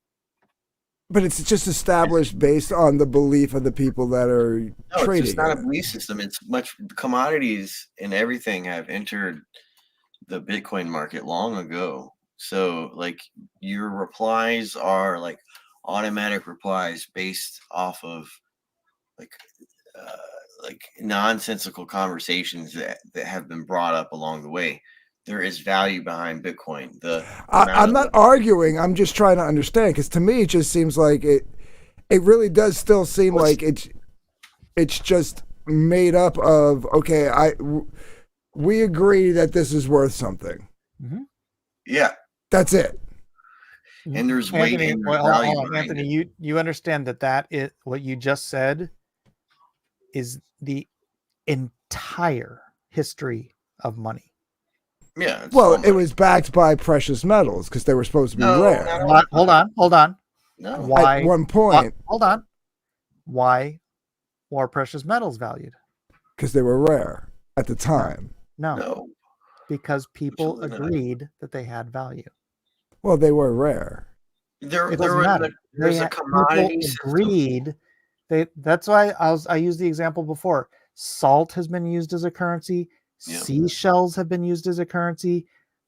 Tin has been used as a currency. Paper has been used as a currency. Bison furs, beaver pelts. You can name a billion things that have been used as currencies. And the entire reason they are currencies is because people agreed they had a certain value. Well, bison pelts and you can make any excuse you want. Salt. That was more barter. It doesn't matter. But I know what you mean by I know what you mean with the salt. Like anything has a value. Comics. I can trade you comics for cash. I can trade you comics for Bitcoin. I can trade you comics for more comics. I can trade you comics for record albums. There's an established price base behind it. The intrinsic value is already added, and it's been added over time. So you can replace leather pelts, albums. You can replace all those words with Bitcoin. And it would still be the same. There's the same idea processes behind the exchange of goods. Right. I think what I'm trying to say is I understand the mentality of precious metals and a note. Bitcoin can be considered a precious metal. There's no. But it's not a metal. Here's the crazy thing. Bitcoin is the hardest asset in the history of the world. Because if you need more gold, so here's what happens in the gold market. Gold hits $2,000. What happens? People start mining more gold. They start finding more gold. They start digging up more gold. More gold comes into the market until the price gets depressed. And then when the price gets depressed enough, people stop mining gold because it is no longer profitable. But then the price comes back up. People start mining gold, and that's what kind of keeps the price of gold at an equilibrium. We're not going to get much over $2,000 in the foreseeable future. With Bitcoin, it's a hard asset because we have a stopgap at 23 million tokens, which we're not going to reach for 160 years. So that's not really the point. But there are only a certain number of Bitcoin mined every minute. Right now, I believe it's 6.25 Bitcoin per 10-minute block. Am I right, Jay? It's like 10 to 16 minutes, something like that. Yeah. In a 16-minute block. So that's as much Bitcoin as is produced. At the halving, the number of Bitcoin produced per block gets cut in half. That's why it's called the halving, right? So supply shock kicks in. There's half as much being produced. Even if you maintain a steady amount of demand, the value goes up because the supply goes down. The law of supply and demand cannot be controverted. So that's why I'm saying it's the hardest asset in the history of mankind, because you can't ever go out and mine more Bitcoin that is being produced by the programmed algorithm that allows for that much to, and it can't be changed because you've got tens of thousands of computers around the world mining it, and you need a 51% agreement on across the board of all of the people mining Bitcoin in order to change the program. So if you wanted to suddenly say, okay, there's, you know what, forget 23 million Bitcoin, we're going to do 56 million Bitcoin. You have to get 51% of the miners to agree to that. And when that happens, it's called a fork. The original Bitcoin will maintain at $23 million. The fork will become Bitcoin Cash like it did before, Bitcoin Gold or Bitcoin Diamond or Bitcoin whatever. And then in the end, everyone's going to discard all those other ones anyways because Bitcoin is the original. Yeah, and also it's finite. So there's commerce and regulation. There's exchanges of goods that helps create the Bitcoin market, like selling of Bitcoin miners. Like so that is what holds the value on top of people holding coins because of the difficulty increasing over time. And that, and you can, again, standard charting. So like, but basically, if tomorrow everybody just ignored Bitcoin, it would just lose value, right? no, but that's a ridiculous statement. No one's going I'm to asking. Theoretically, yeah, but theoretically you could say that about every currency on the planet. Yeah, and nothing gold, in including society. gold. Right. I mean, you do have hyperinflation, like what happened in Germany. You have hyperinflation, like what's happening in Argentina now. But that just means the currency that is backed by the nation's internal. Every currency by every nation on planet Earth in the history of mankind has been debased. Whether that's shaving a little bit off of a gold coin, mixing alloys into your gold and your silver. In 1964, we debased our silver. We used to carry 90% silver currency in America. They debased that in 1964 by sandwiching nickel onto copper, and there's your quarter. It's still worth a quarter. It's like, but that used to be 90% silver, and it actually had a value against the $20 note, $20 gold note that you're giving me, right? But now it's nickel and copper. Now it's debased. So every currency on Earth has always been devalued and debased, and Bitcoin is the first one that literally can never be debased. That's the value. Cool. That's why the value is so much more technically intrinsic than even gold.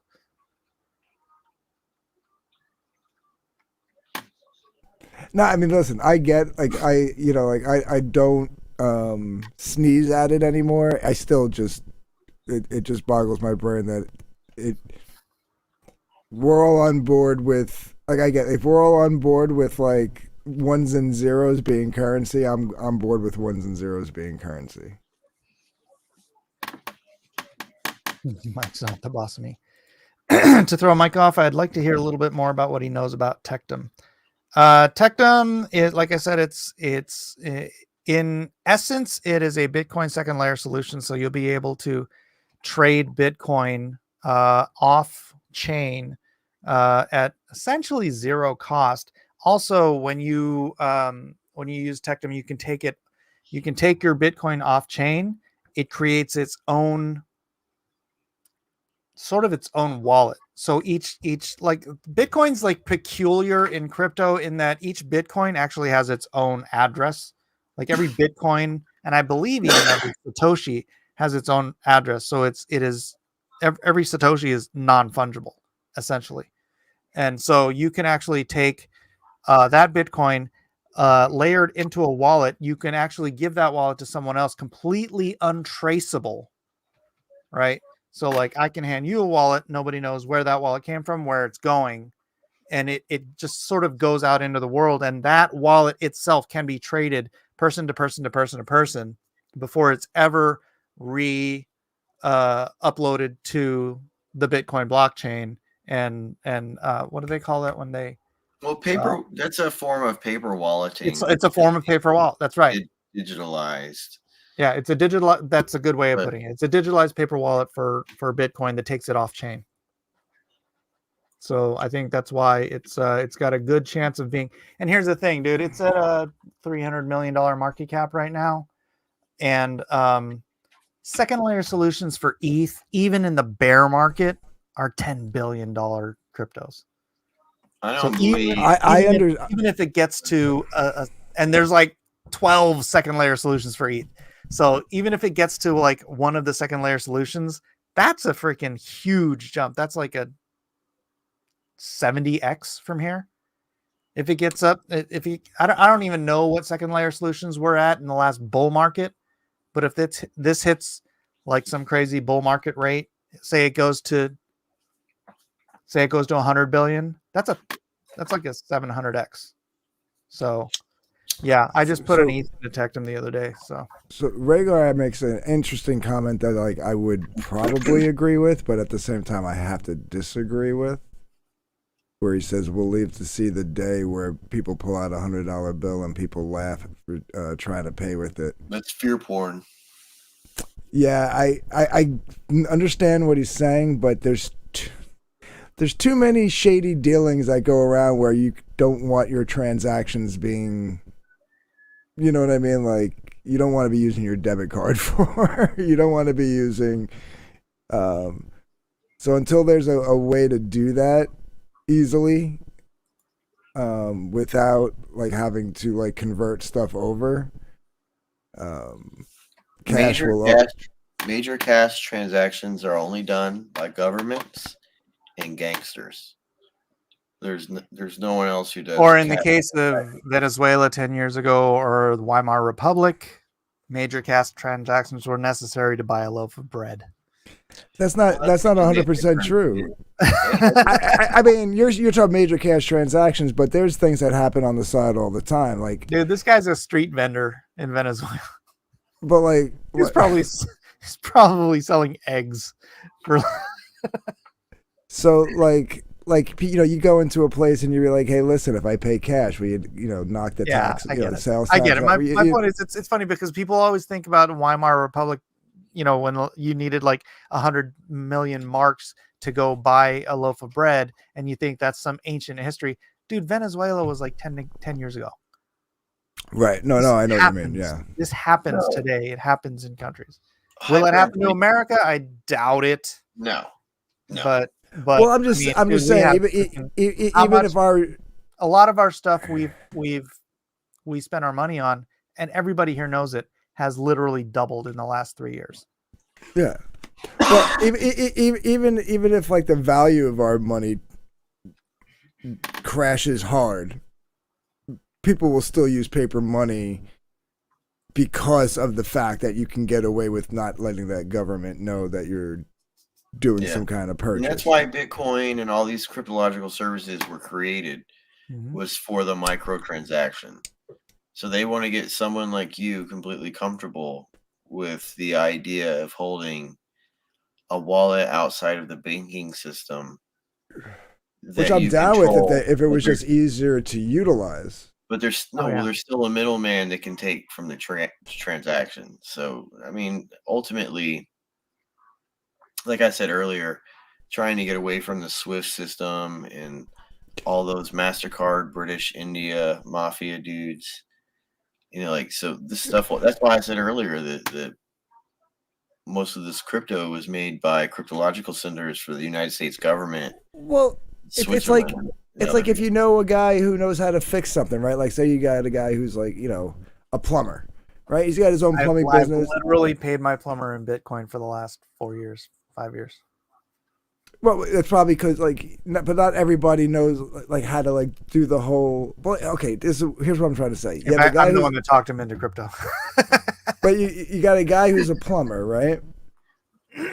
And to the normal, to my neighbor, he'd show up at the house, he'd give her an estimate, blah blah blah, do a bill, sales tax, the whole nine. She pays for the job gets done. Now, me and him have been buddies since high school. I need something done. I'm like, yo, on Saturday on your day off, can you come over and take care of this problem? Whereas he would have charged her $500, he's going to charge me $200 off the books. Right? Yeah, that's why cash will never go away. Well, yeah, but it's so niche. Cash transactions are so niche and so small. But that happens all the time, dude. Yeah, but that's why they create crypto. They want every transaction micro transaction. That's what they want. Here's just sort of an interesting thing I've been thinking about. It's like Venezuela, like I said, Venezuela is going to be coming up, right? Especially if Milei stays in power, 5 years from now, Venezuela is going to be freaking Maduro. Milei is the new guy in Argentina. He's in Argentina. You said Venezuela. Oh, I'm sorry. Yeah, Argentina. Yeah, go ahead. Dude, that's the home of tango and the home of some of the best barbecue on earth. So I wouldn't be completely opposed to going down there and buying a place. But in a few years, I might go down there and just find someone who's willing to take crypto, right? Take Bitcoin or whatever crypto I might want to, and it'd be completely I shouldn't say it on Twitter. They have firms that facilitate these transactions. Well, that's what I'm saying. How would you go? How would I go about having a private transaction there? Nobody knows anything using any kind of digital currency. Wallet to wallet. That's the nature of Bitcoin. It is a wallet to wallet transfer. But they know. Well, no. Okay, wait. There's not to say that this is how people should get around things, but you can create a wallet, right? And it's 100% anonymous, and no one can ever attach it to you until you attach it to something that doxes your identification, right? So you can have a floating wallet that has no attachment to you or to any known person, and it's 100% anonymous out there in space, right? This is what happened to this dude in I think it was Florida. He was a guy that stole a bunch of money from not Mount Gox, Silk Road, right? And he stole $60 million in Bitcoin because he found a glitch, and he just kept withdrawing Bitcoin from Silk Road, and he had it just hidden on a hard drive in his house for years and years, and he had other access to crypto and all this other stuff, but so he's just stupid freaking rich, had all this money. He actually called the police one time because somebody who knew he had all this money broke into his house and stole $400,000 worth of cash, and he called the cops because someone stole all this cash from him. And then the cops came in, they were helping him out and blah blah blah, and then the cops kind of told the feds what was going on, and the feds discovered that the Bitcoin he was somehow or another, he revealed that the Bitcoin he was using was from that Silk Road theft, right? And so they did this whole sting operation on this guy and got him to sit down, show these guys, because he totally thought the cops were helping him with his investigation, but really the feds were investigating him. And so what the feds did was they got him to sit down, open his account because you need to have a seed phrase or you have to have a password in order to get into your account, right? And if you don't, then the feds can never touch you. But they got him to open his laptop, open his account, and then two of the other feds like pretended to get in a fight in the kitchen, which drew his attention away from his laptop. The other fed grabbed his laptop, got into his account while it was there, and then found out, tracked his Bitcoin so that they knew that he had access to that. Wonderful cover story. Wonderful cover story. For what? There's a whole documentary on this. You can watch it. Of course they would make a documentary. Really funny. It's really funny because he's just like, because there's this conversely, there's this dude sitting in a German jail right now who stole like $60 million worth of Bitcoin, and he just told the cops to piss off, and they can't access his Bitcoin because he won't. I think it was a federal operation. Right. But because you have both sides of the story, dude. You think everything is a conspiracy, Jay? He does. You believe every story that is told to you. But but to use it like Mike, right? Like say I wanted to again pay you for something, and I'm not even saying it was illegal, but like I just wanted to, without like anybody knowing, right? Like if I actually sent you the Bitcoin, wouldn't that put a trace on it somehow? Yeah. Like again, for lack of a better term. Well, again, if you're sending it to a wallet that has no banking, no real world links to you. If you bought a laptop from a pawn shop and you downloaded the Bitcoin wallet and you had a hoodie on and you didn't have ID and you created a new wallet, you could get money transferred to that wallet and not be personally known. But it's not about that. It's about making the microtransaction. It's really not. So they'll make the microtransaction from your exchange. But do you see the effort? Like when you just said I have to download this, do that, boom, boom, boom. Whereas I can literally just walk into the pawn shop with cash in my hand. And when Mike goes to transfer it to cash, let's say for example, there'll be another microtransaction. So they'll get that's the thing. It's like, off of the both. Look, I've got a Coinbase account and I make microtransactions. I'll buy stuff out from the store with my freaking Coinbase Visa card, right? It's like not that hard to use your crypto. But if you're talking about wanting to do stuff off the books and just off the record, then you have to maintain something that's never directly linked to you. It's kind of like once I use it, wouldn't that be linking it somehow?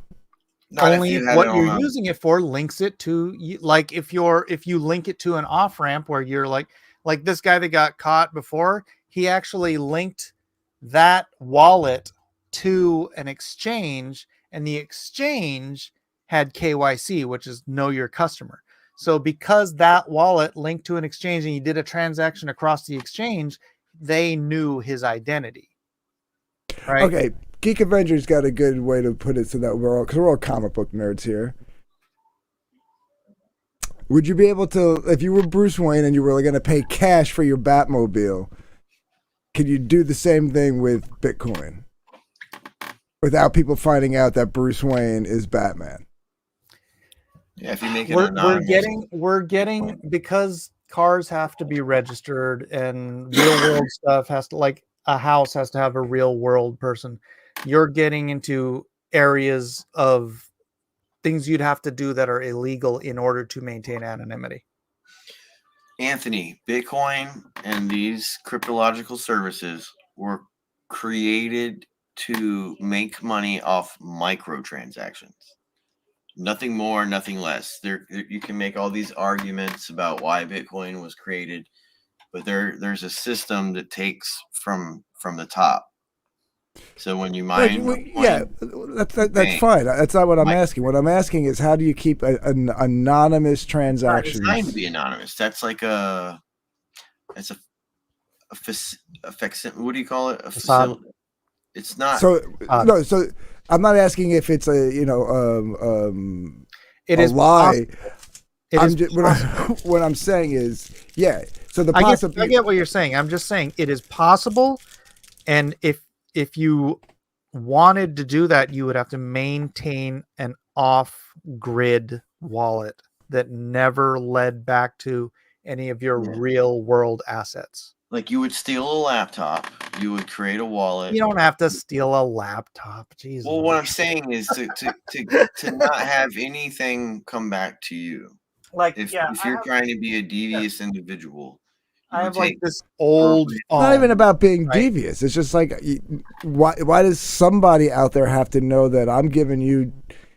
No one knows. You're hard up for cash, and I want to give, and I want to lend you money, but you don't want your wife to find out, or do you know what I'm trying to say? Just look. You can just go to Book Off or go to some used place, buy an old phone, right? And then you download a wallet to that phone completely anonymously. You only turn the phone on when you want to transfer stuff. You don't get service on the phone. You just use it through Wi-Fi, right? So you don't have anything. There's nothing actually connecting you to it. But really, it'd be like a safe where you're just storing money that you can't access, because when you do want to access it, if you want to get it off that account and into like your bank account, you'd have to run loops. You'd have to go through like a Monero exchange. You'd have to go through there are anonymous exchanges. There are anonymous exchanges. Oh, dude, you could trace over the counter. But you can go through exchanges. You could go through like Tectum, like I was saying, where you could buy a thing through Tectum and then transfer it. Nobody knows where it's going, where it's come from. So my point is to do something like that. Like I said, like I'm not suggesting this stuff. I'm just saying what you'd have to do. What I'm saying, even like I said, we're not even talking anything nefarious. What I'm saying is like, my buddy's hard up for cash, doesn't want his wife to know that I just lent him $3,000. So I can just go and literally hand him $3,000 cash, easy, easy peasy, and nobody has to know about it. But to do that, I have to run through hoops using crypto. No. I don't know. Does he have his own account, or does his wife hold his crypto? You can make account? the same argument with gold. You can make. I don't know. You would figure that if we're talking about a system where in the future, because I'm going back to what Rhaegar was saying, where there'll be a time where it'll be all crypto or whatever, and cash will be laughed at. And I'm like, I don't know about that, because cash is just so much easier to use. Nobody is. Money will never go away. The exchange of hard currency will never go away. Nobody freaking 90. I don't know what the percentage is, but almost nobody uses cash these days. Yeah, but still unlegitimate. Like, I'm just going down the street to go to the bank. I'll use my debit card. I mean to the gas station. I'll use my debit card. I'll go to the supermarket. The supermarket. The friggin' yeah. But there's times. Trust me, everybody uses cash at least once a week for some reason or another. I don't. No. You see, you're in the. I never use cash. So what percentage? You're in the restaurant business. What percentage of your customers use cash? I will say within the last, let's say, we're in 2024. Probably the last 20 years, it went like this, right? So there are more credit card transactions than there are cash transactions. But I saw it in cons, dude. In the span, I was doing cons for 6 years, and in the beginning, it was mostly cash. Yeah. By the end, it was 20% cash. But I can say this: in the month of December alone, I mean, and this is probably because there was like a large influx of like a lot of holiday parties, right? So the average, it was skewed because we probably had more parties than we normally would have in your normal like November or October or something like that. But I can say in 1 week, 3 parties paid for like $7,000 to $10,000 parties in cash. Like they walked up and paid. Mobsters, dude. They walked up and paid for. Well, I mean, they were businesses. Now, how they got this money fell off the back of a truck. Don't say where you got. I mean, it was crisp new $100 bills, so they obviously went to the bank and withdrew it. You know what I mean? So yeah, but see, that's the outlier. I'm talking about general, because in cons I mean, you know how it is. If you're people go to cons with cash. Right, it's like they take money out. They specifically to go to a convention so they can spend their money. And I'm telling you, dude, by the time I was done with cons, and this was towards the beginning of where it's like 5 years ago. Dude, it was 80% credit. Yeah, I know. And now with the advent of like Venmo and PayPal, it's easy to be like, you're sitting there and I can just PayPal you for cryptocurrency is Venmo and PayPal. Yeah. Venmo and PayPal, the cryptological system that exchanges. But that's what I'm saying, right? Like, but that's straight. Okay, now let's go to the nefarious thing. It doesn't matter how many states legalize weed; it's always going to be cheaper on the street, right? And cash is king. I'm sorry, you know what I mean? Like, bro. Cash App your drug dealer. Nobody. Yeah, most black market transactions are in cash. Yeah. I think we're just like debating common knowledge things. Right. I'm just saying, I don't know what the debate is. Like cash will never go away. Is basically what. And I was just kind of going towards, Ray whether or not cash goes away is not up to the people. It's up to the government. Because when the government says paper currency is no longer legal tender, you're screwed. American government won't do that. Yeah. How many things in the last couple decades would you have said? Just like the last 2 years, or that the American government would never do. Well, here's the thing: if the American government ever did that, people would just invent their own. They currency. did. It's called Bitcoin, dude. That's the whole point. They'll come up with something hard that they could hold in their hand that nobody can trace. They'll come up with something else. I think there will always be like a 3 to 5 or 6% in every nation for the foreseeable future that always does transactions in physical items. So cash will always be there. Barter. Metals will always be there. Bullets. Wine, grains. At this point, you're just talking about barter. You're just talking about barter, a barter system. It's all exchange of money is a barter. Well, that's the thing. That's what money is. Money swaps the value of the item in a barter. What I'm saying is the middleman of a barter. Money's always been the middleman for bartering. Right. Yeah. If I don't have anything to give you, I give you the money. Right. But if I have, I'll trade you a song for your trailer if you do a pinup for my next campaign, right? That's a barter. I'm giving you a good for, and you're giving me a good. But yeah, if I have nothing to... Adam Smith makes this point in, what's the name of his book?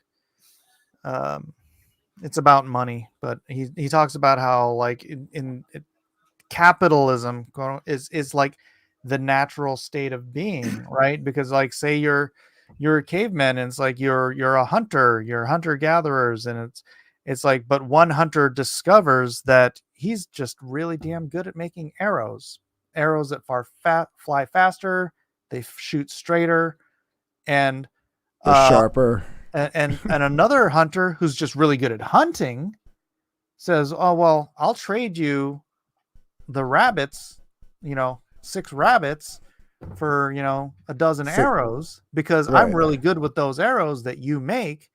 And it's like the whole nature of the capitalist system, of the free market, is that barter system. Money just comes in and replaces how many hours did it take me to make those 6 arrows and how many hours did it take me to hunt those rabbits, and we'll agree that those are worth 12 seashells, and then I'll just trade you 12 seashells next time I need some arrows. Right? It's all natural. This is the natural system. This is why communism is so stupid. It fights completely against the absolute natural state of how we trade value. Right. No, right. Money, if I don't have something to offer, I offer you something of value to compensate for the fact that I'm not, I need your arrows, but you know what? I broke my leg. I'm not going hunting this week. So I'm just going to buy your arrows using these seashells. Yeah. Because I have no rabbits to give you this week. Right. Right. So, and then you hold the seashells until the next time you need rabbits, but you don't have any arrows. Right. It's natural. It's completely natural. Yeah. And but that's why I'm saying that natural progression goes, Bitcoin enters the state. Well, that's why I'm saying but like I said, there'll always be something tangible that can. Jay, you're muted in case you didn't know. Yeah, aside from the microtransactions, like you were like, this is an upgrade to double entry bookkeeping. Like, so now you're able to make double entry bookkeeping immutable. So those things can go all the way to like programming AIs to not be deceiving. So the reward system is a token. You can Go relegate. back to more practical banking applications. Yeah, I know what you're saying. you but can answer the question. relegate. You can even do it with elections. You can do. Oh, I'm not saying that. Yeah, I like. Listen, I'm not. Doesn't just have a monetary value behind it. The My ecosystem that is crypto. Yeah, what I was just discussing earlier is it's not like pushing against crypto or anything. Like I understand, like it's here. You know my point was that I just don't think hard cash will ever go away, and I still think it holds like it holds a value. And if the government ever took it away, we would find something else. Like, we're gonna start turning these holiday napkins into currency now, and I'm gonna buy my eighth of weed with 3 of those. You know what I mean? Well, let me ask you a question. What makes that holiday napkin more intrinsically valuable than a dollar bill, or less intrinsically valuable than a dollar bill? The value you put behind it. The belief that it's worth something. All right. Right.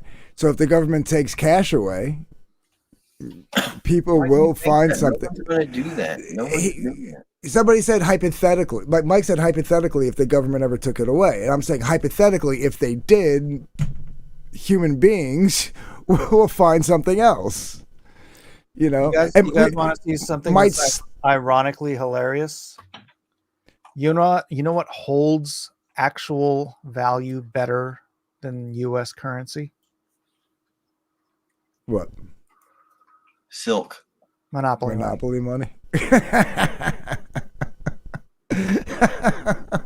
pack of Monopoly money costs more today than it did 10 years ago. Well, they made all of our money look like Monopoly money. I know. Did you ever notice that? The coloration on our money matches Monopoly money now. It's funny to them. It's very funny to them. But yeah, I'm just saying, like, there would be some stumbling, like, the East Coast might be using holiday napkins, but the West Coast might be using like plastic wrap or whatever. But eventually, it would all cohese after like a few years. When it cohese, you can trade Bitcoin with Mike, and I'll trade you comics. Like I'm not talking against. I'm off the crypto thing. I'm not even talking about crypto at this point. So was I. Exchange of goods for what perceived value of said item. Right. Because I was just going off of this all came off of a comment Rhaegar made about, people paying with the $100 bill and getting laughed at, and then Mike made the hypothetical comment that government might take away hard cash at one point. So I was just saying, no, that I don't buy that. I think cash will always be around in some form or fashion. Yeah. Yeah, but you're better off holding Monopoly money. I mean, maybe. Look, the West Coast will be communist. 20 years, I'm telling you, in 20 years, that pack of Monopoly money will be $40. I bet you if you have Monopoly money that from like when the original game came out, that's probably worth a lot of like actual money. Oh yeah, let's look that up. When did Monopoly first come out? Like the 1800s. Did it really? Is it that old? Uh-huh. When did Monopoly, the game, come out? No, 1935. Oh, really? Because I know it's public domain. Parker Brothers began marketing the game on November 5th, 1935. Cartoonist F.O. Alexander contributed the design. Hold on. Monopoly game. Let's see. Is there something before that?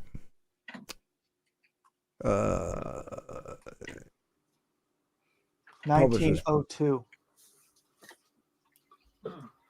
The earliest known version was the Landlord's game, patented in 1904, existed as early as 1902. The landlord game, I see that. But no, Monopoly. Oh yeah, right. can you imagine what that is worth today? 1935 Monopoly. Am I spelling that right? Monopoly game money. Yeah, 1933 Parker Brothers, they converted it into Monopoly. Here we go. 1935 original Monopoly money, large supply, $37.49 on eBay. Oh yeah? Yeah. I wonder how much it was back then.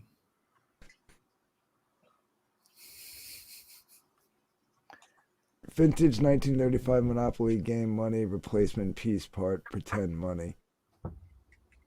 $8.50 or best offer. But that doesn't look like it. Oh no, they look like they're in decent condition.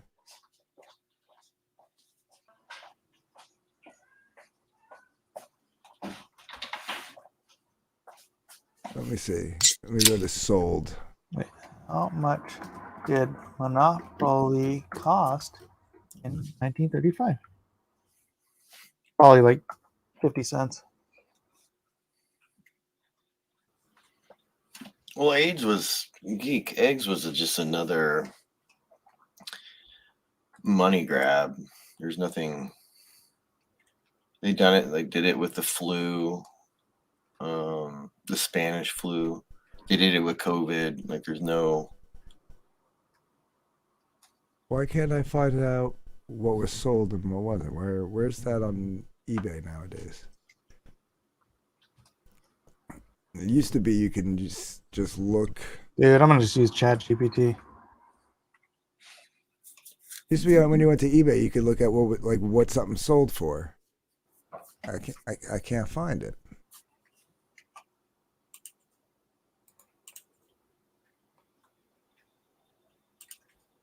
Oh my gosh, what's with all this sign-in crap? I don't think some of this money is from 1935. It looks too new. Yeah.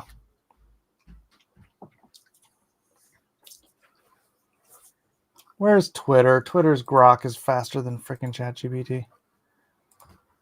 How much did the original Monopoly game cost? It's probably like $10 to $20. Yeah, right. The That's how much it original costs game now. $2. $2 for the original game. Yep. Damn. In today's dollars, that would be the equivalent of around $40. So you would have gotten all your Monopoly money plus everything else for $2 back then. And now a pack of just the money is 20. Alpha Proto said our conversation got boring. Okay, well then we'll wrap it up. Ladies and gentlemen, thank you for being here. This has been fun arguing with J Dollar about crypto and trying to explain some of this stuff to our good friend Anthony. If it was real money from Monopoly 1935, it would be yellow because of cheap paper, wouldn't it? Then they start using low-cost sulfuric acid processed paper. Way more information than I need to delve into, but I'm going to go hang out with my wife. So thanks everybody for being here. Have a wonderful weekend and enjoy those ETFs coming to you soon. Buy Bitcoin, everyone. Say goodnight, everybody. Good night, everyone.